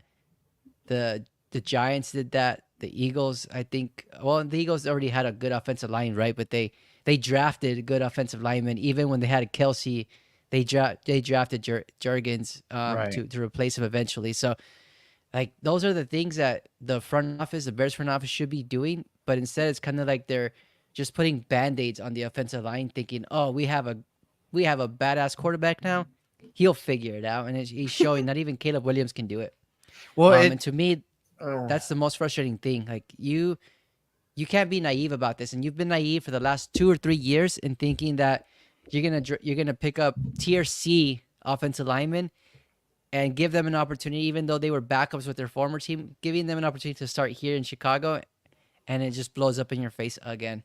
So I don't know. It's just frustrating as a Bears fan, and I was probably the most frustrated watching that Sunday night football game bro, where Caleb Williams started off pretty good. Like decent. he was on time. He was, driving down the field. But then once the game started, the pressure started coming. It all unfolded, and we didn't have an identity in the play calls that we were running. We were running a lot of sweeps. We were running a lot of screen passes that just didn't work. And I think when you start calling those types of plays, it's because one, you don't believe in the quarterback, and two, you don't believe on the offensive line to give you enough time to find an open receiver. And I've been dealing with this for 2, 3 years now. It's getting old, and it's just not even with a number one quarterback. It's just not proving You to be can't. I mean, successful. look at Bryce Young. I mean, you can't protect him. Yeah, Like, there's so many. There's yeah. There's. I remember like when we first started talking about the draft. You and me, you and Gabe, and we are just talking about the schematics, and I was like, and I even told you like Danny, like you've complained about not having a center and not no protection for Fields. I'm like, if you bring in Caleb and you don't fix that, it's gonna be the same thing. And sure enough, right now it's looking that like they're just not doing. I mean, you got to give your quarterback time. I mean, there's no way. Like, not yeah, even the best of the best can do that. You know what I mean? Like, they're getting to get hit, but if you don't give them time to dodge the hit, like, there's no chance. and it's risky. You're developing a quarterback, and if you're developing him under this type of pressure, it's like it's not gonna work. Right? He's gonna Dang. turn to Sam Darnold, Bryce Young. You don't Yeah, want that. he's gonna fold. Sam Wilson. That's his name, right? Zach Zach Wilson. Wilson. Zach Wilson. Yeah, we both thought of it. I was like, He but yeah, looks like a man. Sam, but he's Zach. Man, there's so many. Like, I wish McCarthy or someone in Dallas would be like Callahan from Tennessee. Like, just go irate on the sideline and be like, get your shit together. Like, it's time. Like, it's time that you guys are so damn talented that you don't have plays off or days off. Like, it makes no sense. You know what frustrates me even more as a fan is I hate when your head coach or even your offensive coordinators or whoever is not recognizing what we see. Like they're trying to just like, oh no, it was much better than what they said and what it Oh, looked like Puka on paper. Nakua's back. Get him. Go, go, go, Puka. Where you Hookah. at? Puka Nakua's back. But yeah, dude, it's so like they just like you said, Dak just played it off, and it's like nowadays that's okay, and that's what I'm saying. It's the crybaby generation where we have allowed employees, like I remember before I left Applebee's, like literally corporate and district or whatever was emailing each general manager of each store like, hey, we're in their world now, like you guys got to go at their slow pace, you can't yell at them, you can't be so strict on them, blah blah blah. And it's like, the hell we can't, like, do you think a customer is going to be okay with them messing up and they're going to like treat them okay? Like, no, you got to prepare them for war. And then sure enough, like same thing with the NFL. Like, why are you going to like, oh man, I'm the Dallas Cowboy. Like, let me, pat my back, give me a kiss on my rounder. Like, no, dude, like I'm like, you deserve your ass beat emotionally, mentally, and physically at times because you over here thinking like it's just some game while us people get to watch you guys be stupid over and over. Yeah, I mean, there's a way to do it, right? There's always a way to communicate that with Right. whoever. Yeah, you don't At the have to like Applebee's, you don't have to be physical or whatever. You just gotta be like, look, man, hold accountability, be a man, and just take it up the chin. yeah, there's always a right way to do it, right? So you just have to find that right balance in connecting with whoever is your team. Whether that be Right. Applebee's, whether that be Exactly. the NFL, like there's a way to do it. Yeah, I would train people, and the first thing I would tell them is like, "Welcome to hell. If you last this week, you'll be fine. Like, because this is gonna be the hardest part. It's just learning stuff." I was like, after that, like, customers will come and blah blah blah. You'll be done. Like, the shift would be over, and it's over. But of course, someone like would not last a few days, and then some actually last. I'm like, all right, well, at least I know who's gonna be gritty and hold it out. Yep. You So, get rid of the weak. I've seen so many organizations like hire and hire and hire, but yet they don't evaluate someone's psyche or push them, and then they get average stuff over and over. So I'm like, well, that's what you get. Exactly. But yeah, that's my little rant with the Bears offensive line. I Yeah, think it's it's just I, frustrating I because agree with you. Like, when's enough, right? Like, I mean, like, you got Justice Field killed, you got Ditch Mitch killed, you got, I mean, now it's Caleb. Like, help him out, get him some help. it's just frustrating because you expect big things. I mean, on paper, we look great as offense. Like as an offense, we have Right, Keenan Allen, we have DJ Moore, we have Roma Dunze. Like that's like an ideal offense. right. But when you can't get him the ball, when you don't have the time to give him the ball, it's frustrating. Yeah, And where's then this is the first time in that I remember as a fan that we've had the number one overall pick, a quarterback who's very talented. Who's very won a lot of awards, winning, and you expect big things him coming into the league, but it just doesn't translate because of he these doesn't have different time. factors. Yeah, it's just frustrating, and you Yeah, hope where's that doesn't mess up his psyche, right? his development. There's just a lot of things that could be bad. Where's Brick Griffin? Because I remember at the draft, he was like, "Look at us on paper. Who's gonna go toe to toe with us in scores?" Oh my I'm god. like, "Yeah, Brick Griffin, where you at now? Because your offensive line can't even get you to score." And that I was my biggest thing. Remember, I said, if you don't help him, like you didn't help Fields, how is that going to translate to being better? Yeah. I can't stand fans like that. It's like it's ignorance. Chris is Sorry. one of them. Yeah, Sorry, Brick Chris. Griffin, Yeah, you no. are one of them. You can't be delusional. You have to be realistic. And Right. yes, I mean, on paper it looks great, but we know that football's not played on paper. And there's just a lot of different factors that play into the outcome of the success of a team, right? So, yeah. And honestly, what pissed me off in social media this week after that game was, well, Justin Fields was going through the same thing. We should just kept him and invested in the offensive line with that number one pick. And it's like, okay, it is what it is now. There's no reason to be going back and forth and picking sides here. Like, let's just root Right. for our Who? team. Yeah. Who said that? I mean, There's a lot of random Bears chats that talking just smack like that. sound dumb. But yeah, Yeah, okay. But you built. Okay, you kind of did it opposite way. But at least you have a foundation, right? You built from the outside. Now you're going to go through the inside. yeah, So now in this coming up draft, this free agency, what are you going to do? Build through the trenches, right? So yep, I mean, that's the only way. exactly. And if you guys don't do that this offseason, obviously you're going to go crazy. You know? We better do that this year. We'll see what happens though. Yeah, I know. Oh man. You have any Uh, others for? for this segment? Scratching my, you know, what, I'm gonna scratch my head because John Mara hasn't accepted my LinkedIn.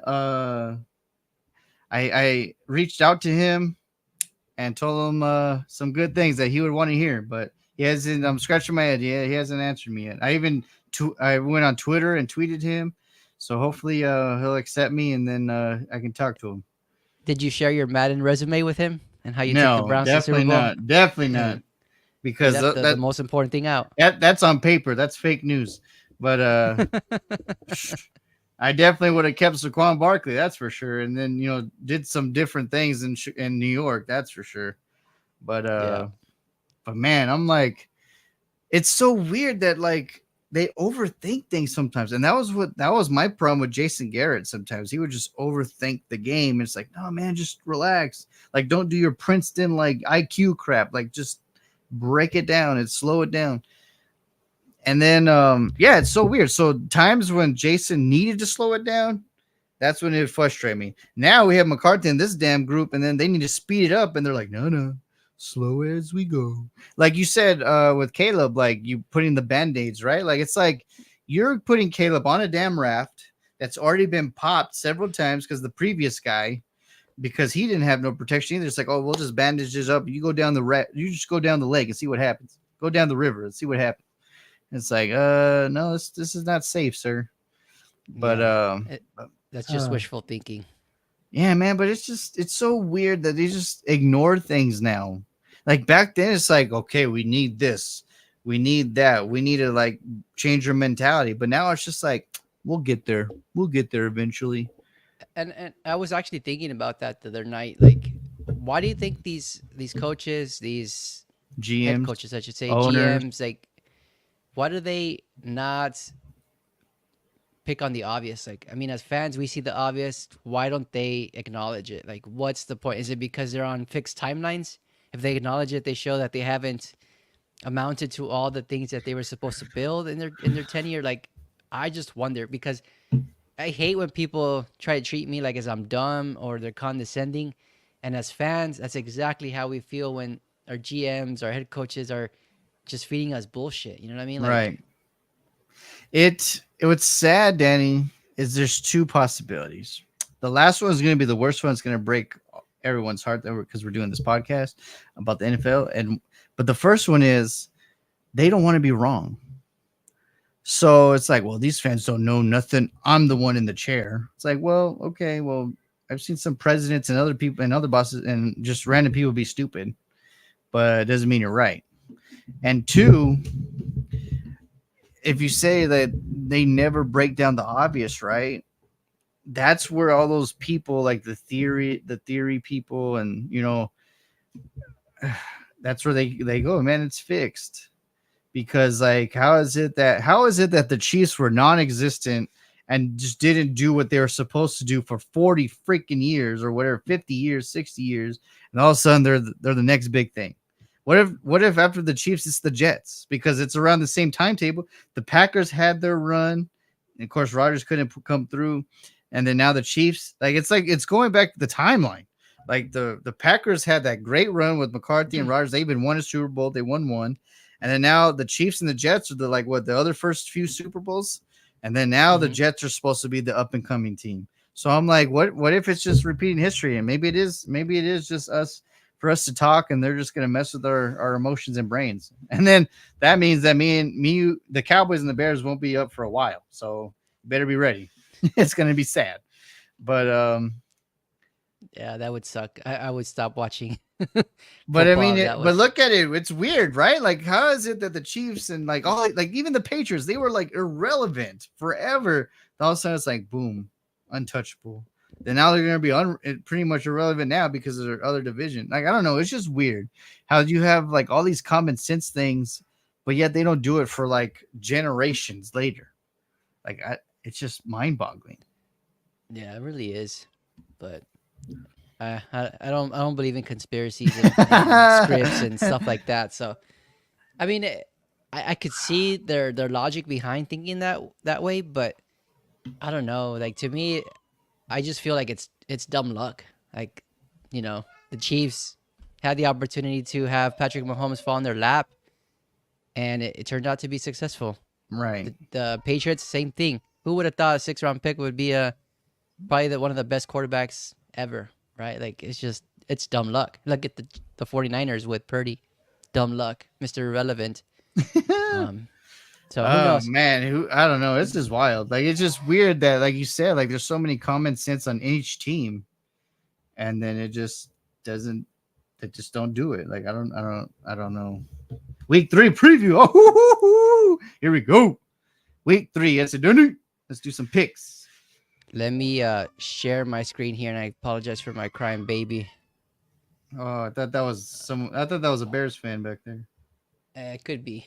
or a Cardinals fan. Now I don't know. Where's Gabe? No, no, it's Bears fans. Woo! All right, I say Again. I'm gonna step away to give my baby some snacks, but I'll be right back. You talk about the All Patriots and right, Jets. Patriots and Jets. Here we go.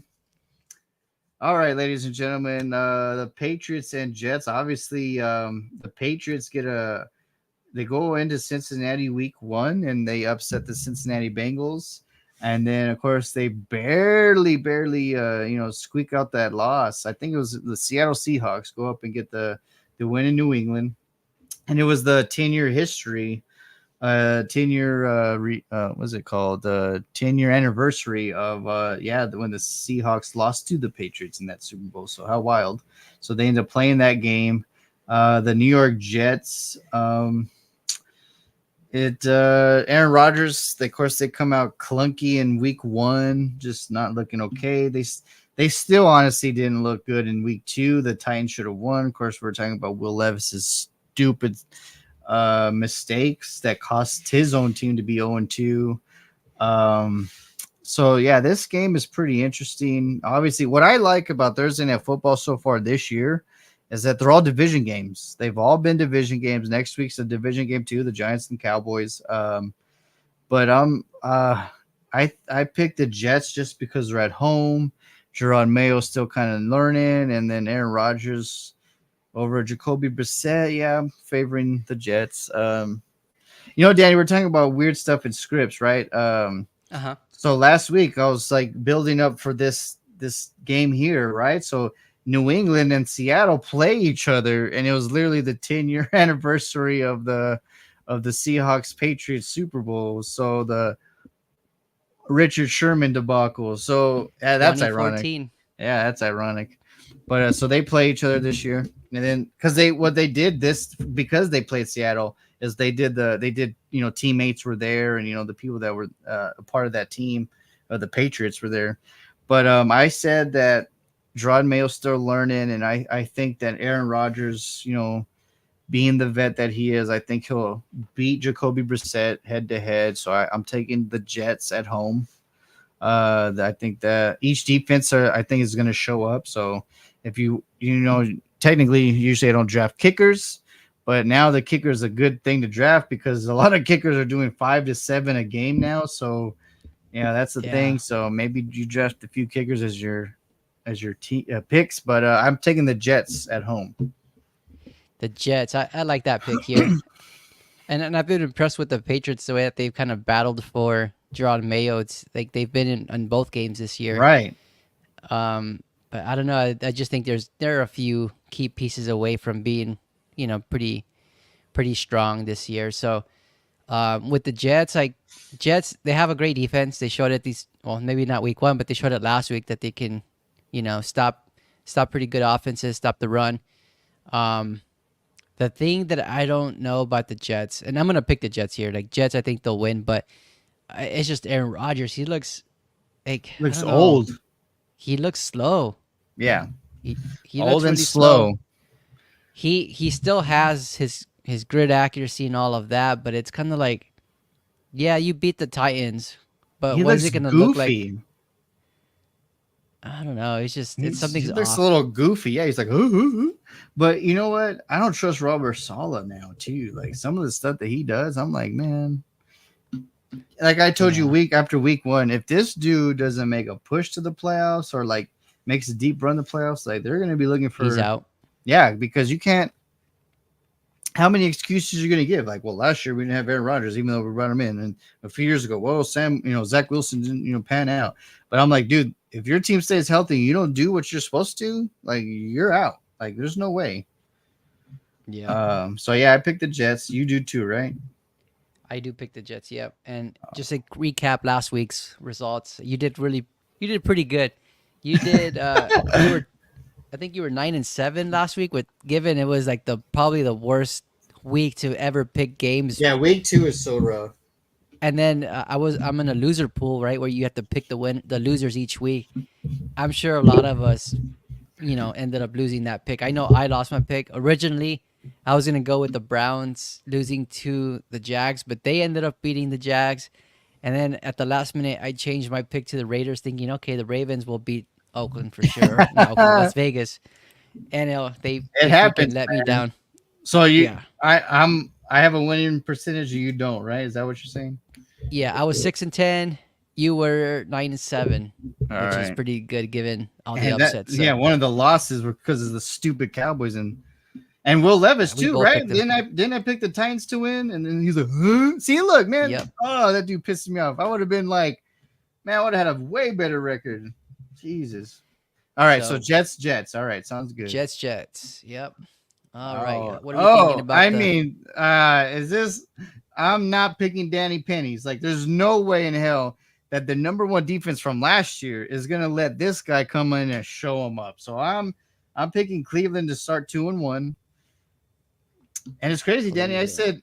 I told you at the beginning of the year the Bengals would be the bottom of the barrel of that division, and they're the only team that hasn't won. Or no, the Ravens. Jesus Christ. See, that still trips me out. Oh my God. That still doesn't make sense to me. Wow, that's crazy. Yeah. The Uh, unpredictability of the NFL right. So I picked at the its best. Browns. What about you? Uh I'm with you here. I can't pick the Giants. The Giant I thought the Giants should beat Washington, and that didn't happen. I thought they'd be competitive against the Vikings. That didn't happen. So like now I'm losing all hope on the Giants offense. Like I just don't think that they can put up enough points to win. And then they're going up against a Browns defense that's really good. So yeah, and they're at home. I got to go with the Right. Browns here. Right. Which field goal kicker makes the most is pretty much what's gonna happen. Exactly. Yeah. All right, Danny, this one's on you because this is your division and your boy Malik Willis. Green Bay Packers and Tennessee Titans. Who you got? I'm gonna go with the mindset that Malik Willis is gonna play. So given that, I think the Titans have a better defense than the Colts do. And I left impressed with the Titans these last 2 weeks just with their interior defensive line. Just the way that they're able to collapse the pocket quickly. And then they're able to stop the run. Like they're pretty good against the run. I know when they played against the Bears, they stopped us pretty good. And then last week when they played, who did they play last week? The Titans. We just talked about it. The Jets. The Jets. I mean, Brees Hall had a game, but they were able to, for the most part, to stop the big plays. I think what makes Brees Hall a little bit more like difficult to contain is the way that he just catches the ball. And Jets love to run that screen pass. So I'm going to give them a wash there. But I do anticipate that the Titans will stop Josh Jacobs here. And if Malik Willis is a quarterback, I think that they're familiar with Malik Willis. At least the defense has been going up against him these last couple of years, right, in Tennessee. So they'll know how to prepare for him if he's a starting quarterback. So given all that, I'm going to go with Tennessee. Oh, did I swing you, Danny? Did I swing you? All right. So, Tennessee Titans fans, let's all rejoice, right? Because Will Levis won't do a third straight stupid play that'll ruin your game. I hope. So, I'm picking the Tennessee Titans. Yeah, for the one non-stupid play, they should do. Can you imagine? They should be if they win this, they should be 3-0. Like that's sickening. Like that is terrible. All right, here we go. The Bears and the Indianapolis Colts. All right. Lead us off. Yeah, I'll lead you. All right. So Ditch Rich continues. I think the Bears defense, especially since remember, they're one of the highest scoring defense since week 6 of last year, and they continue that trend. They even gave a CJ Stroud, who's way better than Ditch Rich, some fits at times. So I'm going with the Bears in the upset to take down the Colts. The Colts are favored by 1 point, which is pretty interesting given all the injuries that they're dealing with. You mentioned DeForest Buckner at the beginning of the show, Right. and he's He's your Yeah. And foundation you're what on was that your defensive weakest line. link? Your offensive line. So if he's not there, I mean, hell, you have a puncher's chance now. Yeah, and all we need is just momentum, get some confidence going for the offense, and hopefully that, evolves into something beautiful. But I think this is the perfect time for the Bears to be playing a team that's kind of limping to this game. Right. I just hope that this is a step up or a step ahead for the offense to take that next step. Because I know on defense we can count on them. They're gonna be our staple for this year, and all Right. the success is gonna be based off of what they produce and what they are able to do for the offense. So, yeah, I got to go with Chicago here, just simply because of that. All right. So we're even so far. We're the same. Yeah. Woo, here we go. This is where we might divide. The great divide. All right, Danny, you get this one. Oh man, I I told you this. I'm impressed with the Vikings. I'm impressed with their defense. I think this game is going to be really really close. And given the closeness of this game, I got to give the leg to the kicker here. And I think Kaimi Fairburn has been like super accurate Fair. this year in kicking 50 plus field goals. And I think CJ Stroud has that clutch factor. I think it'll come down to a late field goal to end the game. And I think the Texans are the ones that win that last minute field goal. Fair Baron. You if you have that damn name as a the damn what was a Care Bear name? You better be good. Um, hey, did you do the record on week 1 too, like of us wins and losses or whatever? Because we Yeah, I should at the checked. end of the season we should see like who had the like you see what the overall Who's record the lead was. dog? Yeah. Yeah, well, I'm tracking that, so we'll go through it week to week. Maybe we'll recap that at the beginning of Well, the new weeks coming up. We'll recap our previous week record. all right, my friend. Well, here's the first time that we're gonna divide because the Bears hang hang high against the Texans at home. They gave them a good fight. Now Houston's going all the way to Minnesota with the scroll. And I think if Justin Jefferson's there too, yeah, it's just gonna be a different it's gonna be a different thing for Houston. So I think the Houston Texans fall to the Minnesota Vikings. Justin Jefferson is going to play for sure, right? Jordan Addison might be coming back. So That's more that firepower. Can you imagine they're lighting it up without Addison? Like that's I crazy. know. and, Yeah. It and what is I it think too, one great thing that the Texans or the Vikings should have against the Texans is like, of course, the front seven for the Texans is good, but if you keep running and running and keep playing keep away from them and then wearing them down, then I think that's going to be the key. Like AJ and I forgot who the second running back is, but yeah, just keep running them. Do little screens here and there. Get the like Will Anderson and Daniel Hunter. I mean that's crazy. He's going to go back to play his old team.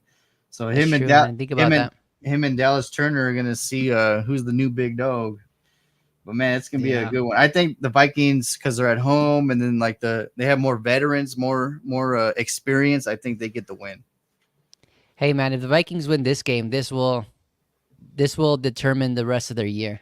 Like Oh if they're yeah, able to go 3-0, they're going to have all the confidence in the world from beating the 49ers Super Bowl contender and right. And then then beating the the Texans, Texans Super Bowl contender. Like right, you're gonna be on cloud nine, and you're gonna be dangerous, even more dangerous, because now you can go to toe with the best teams in the NFL. right, So yeah, absolutely. so I have you down for Minnesota. That's where we go The different Great here. Divide. Yep. All right, Daniel. The Philadelphia Eagles or the New Orleans Saints. Man, right off the bat, I want to go Saints, but I know how the NFL works, and I know that me thinking the Saints automatically means the Eagles are gonna upset the Saints. Um, but that's still not going to stop me. I've just left so impressed with the Saints offense. And they're at home. Saint New Orleans is a tough place to play. If the Eagles got torched by Jordan Love, if they got torched by Kirk Cousins, I expect Derek Carr, the way that he's been playing, to torch them. So given the way Alvin Kamara's been running the ball, I'm gonna go with the Saints here just based off their firepower. Well, we are What do you, equal in this one. The New Orleans Saints. the The Saints? Saints. Oh man, I feel like I gotta make some ground up. You got to make some ground. Nah, I'm not gonna change it. I'm gonna keep it. All right. The Chargers and the Steelers. Ooh, I'll let you go first. All right, Danny. This is where you're going to be a little more happy after this week because Justin Fields is going to be all over the fields and not in a good way. He is going to do something that causes the team to be like, uh-oh. And he is going to lose to my boy Justin Herbert and the Los Angeles Chargers. Interesting. Herbert's hurt, right? Like hurt? Somewhat hurt. Oh Hurt my. enough to be questionable. What? No, I didn't know that. Oh my gosh. Oh geez. Yeah. Well, damn, I Most didn't know that. likely he'll play. Most likely he'll Yeah, I play, don't but want him to get hurt against them either. But I'm going to stand him. I'm going to stay in my role. Whoever plays the quarterback, I think Chargers win. all right. Keeping you with the Chargers. All right. So here, this is where I make up my ground. I'm gonna go with Pittsburgh here, Nice. and not because I'm not a believer in Los Angeles. I think they have a great team, and I think their identity is running the football, and they've shown that, and I think they're gonna stick to that all year long. And even if they play against a good defense, I don't think that's gonna stop them from establishing the run. So, I don't know, man. Just seeing the way that Herbert has been playing, like you can tell he's having fun again. You know what I mean? Like he has total trust in the play calls. Harbaugh, yeah, in Harbaugh's way. Yeah, it's gonna be fun to see. And right now they're not playing against any of their division opponents yet, but I think this is gonna be perfect. So to establish this identity, so before you meet up with those divisional foes, you'll know exactly how to approach those games. And you know, many times in the last couple of years we've seen the Chargers, kind of put it all on Herbert, right? Where Right. they ask him to do a lot, and then it turns out to be interceptions here, interceptions there, and it just blows out. They get blown out eventually. Here, by having an identity, I think it's going to really prove to be beneficial for Herbert, for the rest of the offense. And I'm just curious to see how J.K. Dobbins does he continue his success week over week. I think so. But because I need to make ground, I'm going to go with the Pittsburgh Steelers Oh since they're at home. snaps! Oh, that's a good. See this one, man. This one's tough. It can go either way. It can. Yeah, it really can. It's a tough one to pick for sure. Yeah. The next one, the Denver Broncos versus the Tampa Bay Buccaneers, the undefeated Tampa Bay Buccaneers. The Bucks are good. They're a surprising team. All right, Danny, who you got? I'm gonna go with the Bucks. Their offense is just clicking, just the way it was clicking last year. Um, Godwin's getting touches, getting touchdowns. Evans doesn't seem to be getting any older. He's still producing at the same level he's been producing at. And then Baker Mayfield, like right, you expect Baker Mayfield to take a few steps back here and there. As you know, he's not consistent week over week that often, but he hasn't showed any signs of slowing down. I think he's picked up on the offense. He knows exactly what plays works for him, for the offense, for his teammates. So Right. just given the fact that the Broncos have been having a difficult time in their last couple of games, right? Bucks have good defense. They're gonna put pressure on Bo Nix. I expect the Bucks to win, and plus they're at home, and you can't beat ever playing at home. I think that's always an advantage for anyone, right? Right. Unless you're like the Raiders or something, or I don't know, All someone who right, doesn't have good Danny. attendance. I'm about to blow your mind here. So All right, Baker let me hear it. Mayfield, they started hot, right? 2-0, doing touchdowns and touchdowns. Well, they were focused. Detroit, man. Like, let's just go get that win because they beat us last year. They're gonna put all that damn energy. There's a team that they're not expecting, and that's the team that hasn't won. A team that's very sneaky when it goes to like to do ups. Like Denver Broncos have set several teams in the last several years at random times. Like they upset Dallas 2 years ago when they had no right to beating the Cowboys. And they do that sometimes. So I think with all the like hype train of the Buccaneers, like, oh man, here we go. Sean Payton's like, look, guys, they're not giving you a damn chance in hell to win this game. So just go play free, go play loose, just go do you. And I think the Denver Broncos upset the Tampa Bay Buccaneers at home. All right, I'm gonna make some ground on you. Yes. I'm just kidding. uh, I mean, you never know. That's the beauty about the NFL. I mean, week 2 was a clear indication of that. That was insane. I don't know. I just, from what I've seen, I don't know. I'm not a believer in the Broncos this year, but Well, they're not could going to be be the wrong. best, but I mean they'll show They'll progression. be good enough to beat the Bucks, Well, right? because look, they've already played great defenses. They played Pittsburgh, and I forgot who else they played. So Bo's already seen good defenses. So I mean, it's not like he's going into some Tampa Bay hostile like, oh man, I don't know what's going on. I think he played against better defenses already. So we'll see how it goes. They play at 11. Yeah, it's gonna be hot. It's gonna be a hot place to play. So But all right, the Carolina Panthers or the Las Vegas Raiders. What do you got, Danny? Raiders. I'm The gonna Raiders. go with the Panthers. Minshew mania. You ain't going no Carolina Panthers. Don't you play with me right now. I am. I'm gonna go with Dalton. Oh, snap. Really? Yeah, Dalton with with the the red rifle. upset. Oh, the red rifle strikes again. I'm going with the mustache. Give me Max Crosby and the mustache at home. I'm going to Panthers because I need to make some ground up. Dude, And I honestly, mean, this one is a sneaky upset for sure. Like this one, yeah, especially with Bryce getting sad, you don't know how Dalton might come out firing. So like this is a good one. Dalton, I think, has an understanding of how to run an offense. I know Bryce Young has had some issues with that, but I mean, on paper, and just watching highlights these last 2 weeks for the Panthers, like they have playmakers to catch the football. They have Mingo, they have Thielen, who's a stud. They have Xavier Leggett, right? Who should have that opportunity. And I think the great thing about Dalton, he doesn't have favorites. He just knows how to kind of give the ball to his playmakers and let them do the work. So I think what they need to do to win this game though is establish the run because they have not figured out who Danny, the running back is. you're going to talk about Danny Dalton, right? And just the game manager that he is. Can you imagine if he was a Giant or a Titan right now? Yep, How much it'd be more? 2-0. Yeah, either one maybe. So Yeah, it's crazy.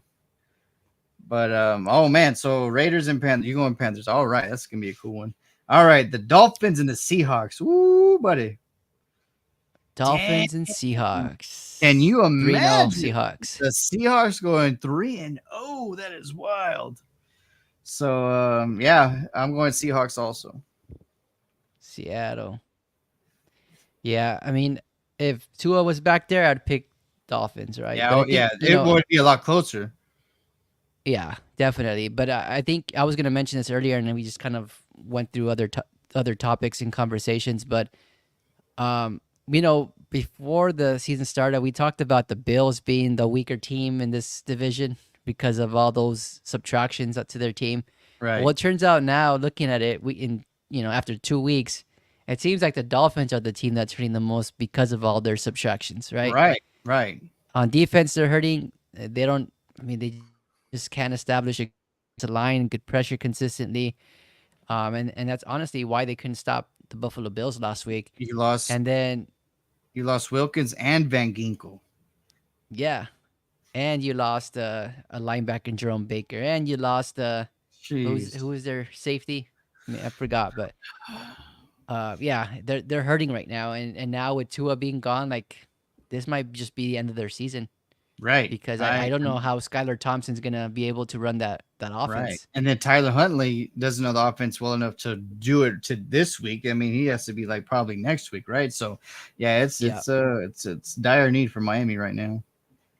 yeah, it's a tough break for them for sure.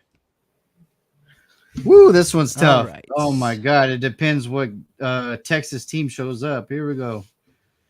All right, Danny, you go with this one.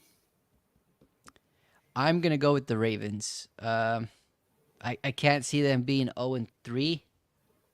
Um, and I think that after last week's loss, they're gonna be with a better mindset now, and they're not gonna take anybody lightly. And plus, they can't, right? They're playing up against a good opponent here at their home.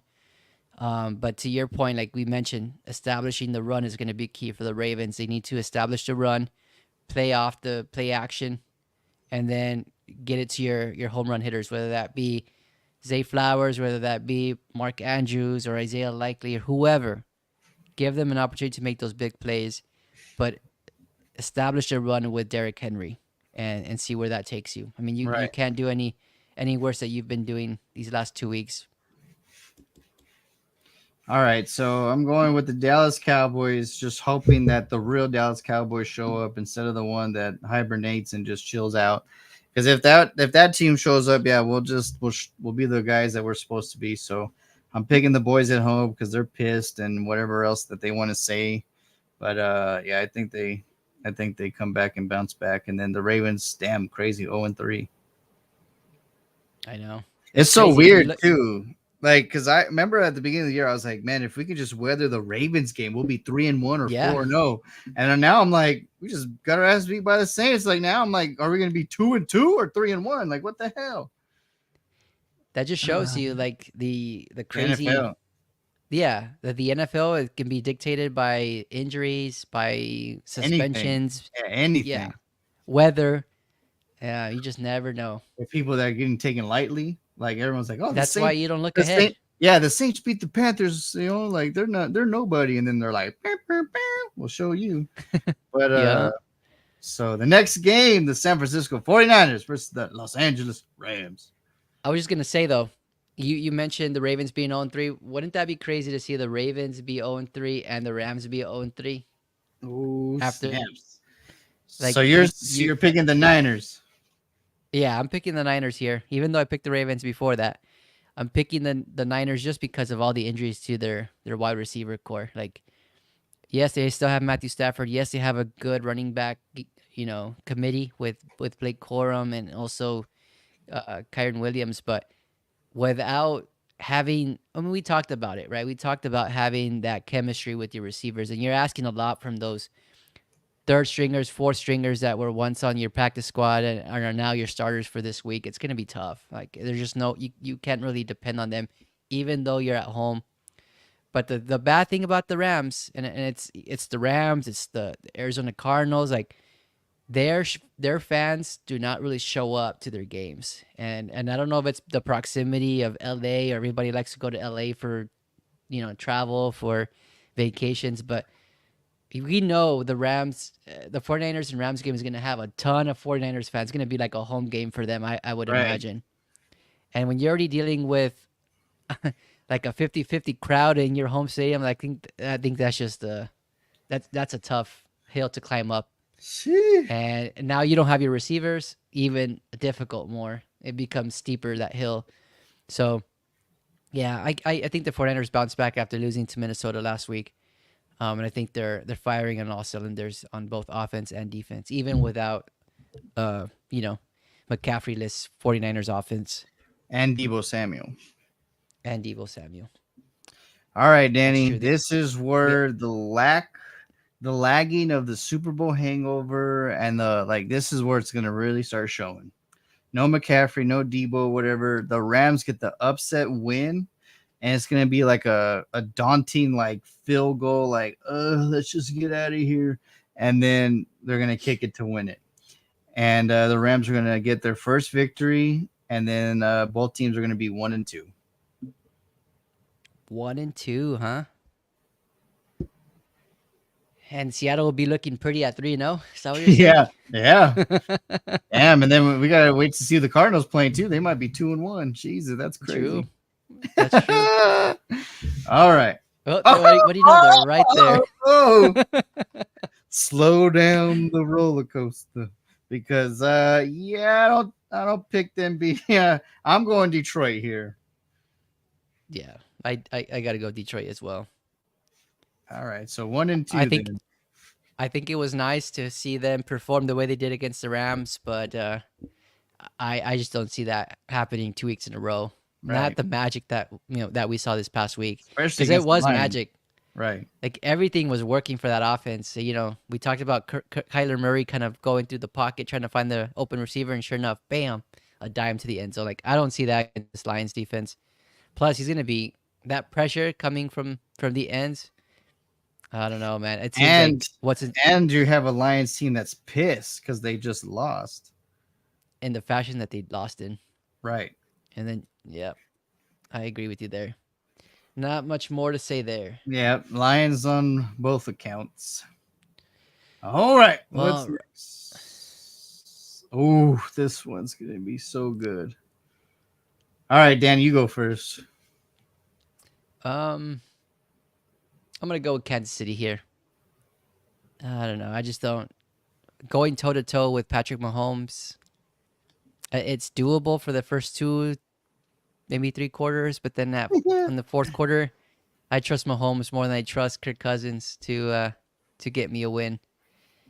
And then we're talking about the Chiefs defense. I mean, their Chiefs defense is pretty good, and if the Eagles could kind of control the Falcons for the majority of the game, I expect the Chiefs to do the same here for with the Falcons. So because of that, because of Mahomes, because of maybe the running game is going to be kind of a question mark, a mystery for the Chiefs, but they'll figure it out. Woo! All right, so back to back weeks. Danny Ramirez, put it Back to on whack. paper. Back to back paper. I'm gonna text you. You like that? You like that? The Atlanta Falcons are gonna upset the Kansas City Chiefs at home. At home At home, they're both gonna be at the 2-1 ATL. at the ATL. They're both gonna be 2-1 at the end. I think no Pacheco. Hunt is there, but I mean he's gonna be coming into it. I think Atlanta's gonna be like, man, like if we could do magic at the end like we did to Philly or whatever. Now we're at home. Like I think, and I think there'll be more Falcons at this stadium fans this time than the Steeler game. So I think that'll help them, and I think Kansas City gets their first loss against the Atlanta Falcons. That's crazy, don't you think? Like when Steelers fans invade That Atlanta, is wild. It's weird. and then I mean the Cowboys always have a good showing, right? But it's when the Everywhere. 49ers come into town, Right. that's when it's kind of like you have a lot of 49ers in Dallas for that game. The Bears Yeah. fans travel well as well. But to me, like it's just crazy to see like in Arizona, like a Los Angeles Rams stadium to be just completely red and or whatever color they're playing. And Right. to me, that's like the worst. And if I'm a Rams fan, if you guys over here fighting people in the stadium, why don't Yeah, y'all show up more? Like you guys are over here like, well, we're the best. Let's fight each other. Well, then show up. Like yeah, exactly. stop giving your damn tickets away to other teams to to help the other team and not and worsen your team's chances at home. Like how stupid. I don't get it, brother. I don't either. Oh man, look at this game. Oh, A double the, header, the Monday Night Jacksonville Football. Yeah, doubleheader, the first one of the year. Jacksonville Jaguars versus the Buffalo Bills, Denny. Oh man, this one's tough for me. I haven't been picking the Bills at all this year, which now that I probably want to pick the Bills, they'll probably lose to the Jags. But I gotta pick the Bills. They're at home. The Bills are at home. They're feeling good after two great victories. I mean, they beat two solid teams to start the year. When I think a lot of people counted them out, right? A lot of people thought their schedule was really daunting. Now they've shown that they're able to go toe to toe with Miami, with whether that be Arizona, with the Jags. I expected a lot more from the Jags. I thought, 0-2. I thought Trevor Lawrence was going to be taking a step, you know, ahead and trying to be developing better, I should say, under probably Doug Peterson. But it just seems like he's kind of regressing, and they just paid him, which is the most surprising thing.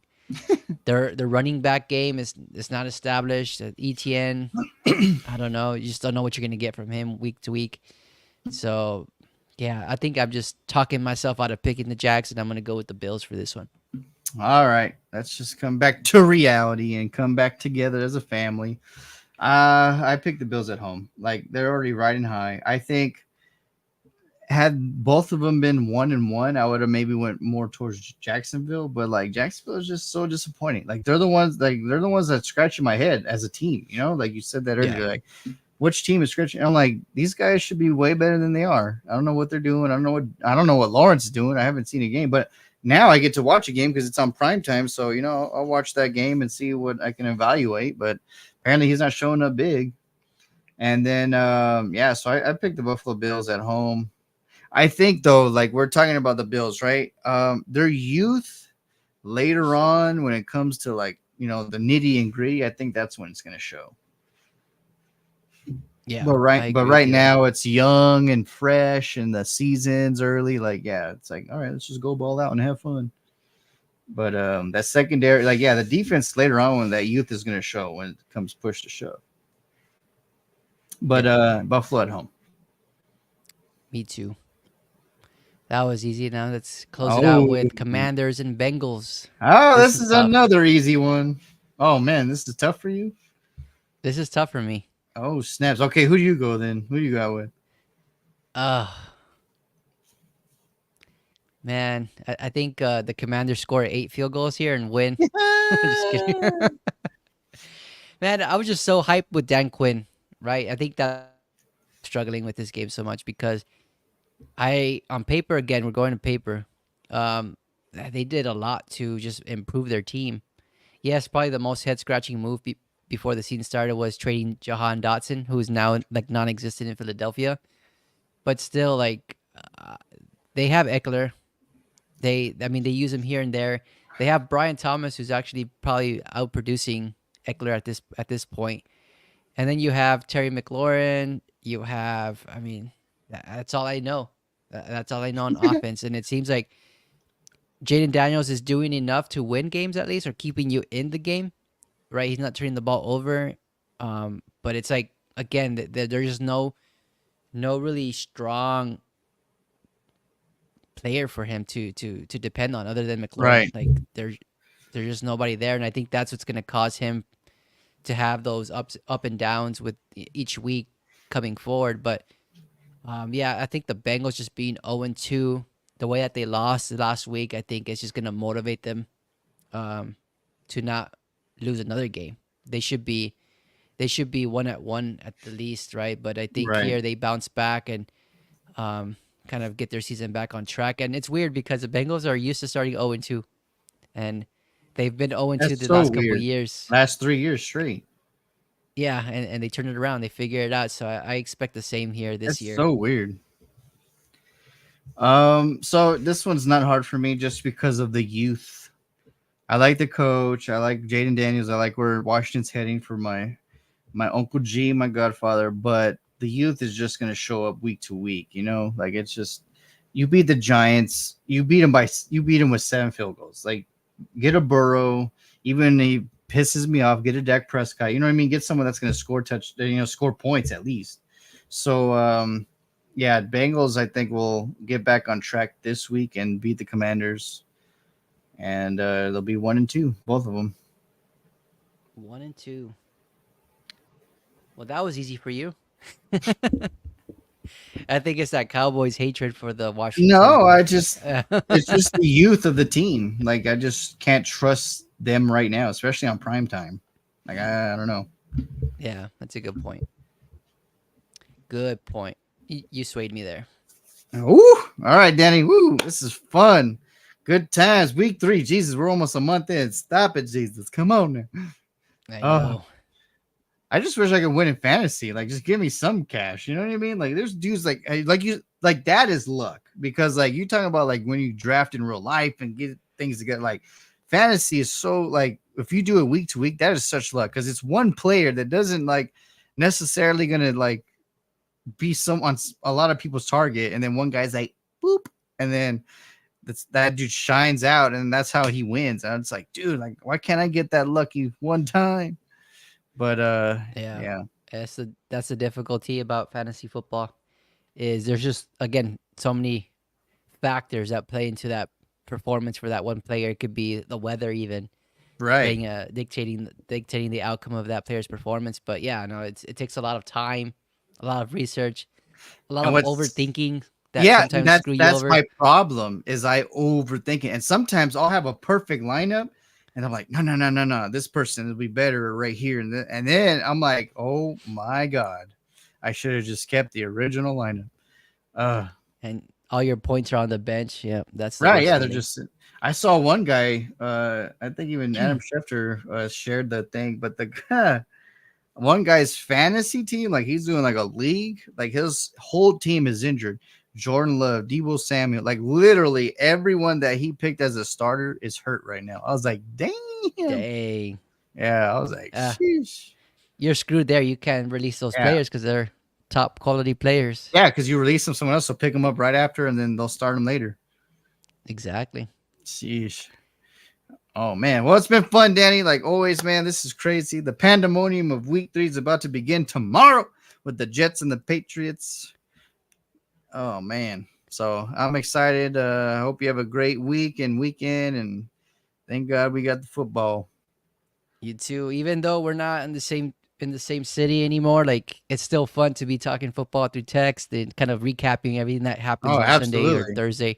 Like, yeah, it So was just like we were talking about the Cowboys, and I was, telling you how pissed I was, and just trying to figure out what's going on. And then I was like, dude, 4th and 1 against the Eagles. You can't do your own quarterback sneak. And then these fools give Kirk Cousins time anyway. And then I text you the you like that like it was just the GIF. yeah, that was so awesome. Like everything this week, just going back and forth with you, and then Gabe chimed in a few times. But yeah, just the fun analogy of everything was, just a good time. That's the beauty about football The and sharing sports that in with general. friends. Yeah, absolutely. Yep. All right, Danny. All right. Sun City Leatherheads podcast out. Please like, share, follow, give us feedback. David, man, it's been a while since you've been on. David Rodriguez, thank you for coming on. The Washington Commanders. I'm sorry, but y'all gonna lose this week. That's just how it is. Maybe next week you'll get a victory. All right. Hater. No, just kidding. But David, thanks for chiming in. Hopefully, we'll get you on the show next week as well. That way, we can get some conversation flowing with us. But Do you good know to why have you Gabe's on. going? Oh, because the Bears are in Seattle, right? That's the thing, right? No, Why is he going to no, Seattle? it's just a destination they always wanted to visit. So Oh, they're I'm just gonna assuming go for the. Oh, okay. that's what Their it took them. anniversary Yeah, thing or what? Oh, yeah, nice. Seattle's pretty so beautiful. Have you much. ever been there? No, but I want to. That's my one of my bucket list places to go. It's amazing. Oh, my favorite. Honestly, it's probably my favorite place that I've visited. When did you go? Back then when I was with Chloe, remember I went to go meet her parents and stuff, and Oh all yeah, that yeah. shit. Yeah. Then all that was a train wreck right after. Women. Story for another day. Yeah. All right. Well, Danny, it's been awesome. We'll see you next time, my friend. All right, have a good one. Stay You too. safe. Yes, sir. You too.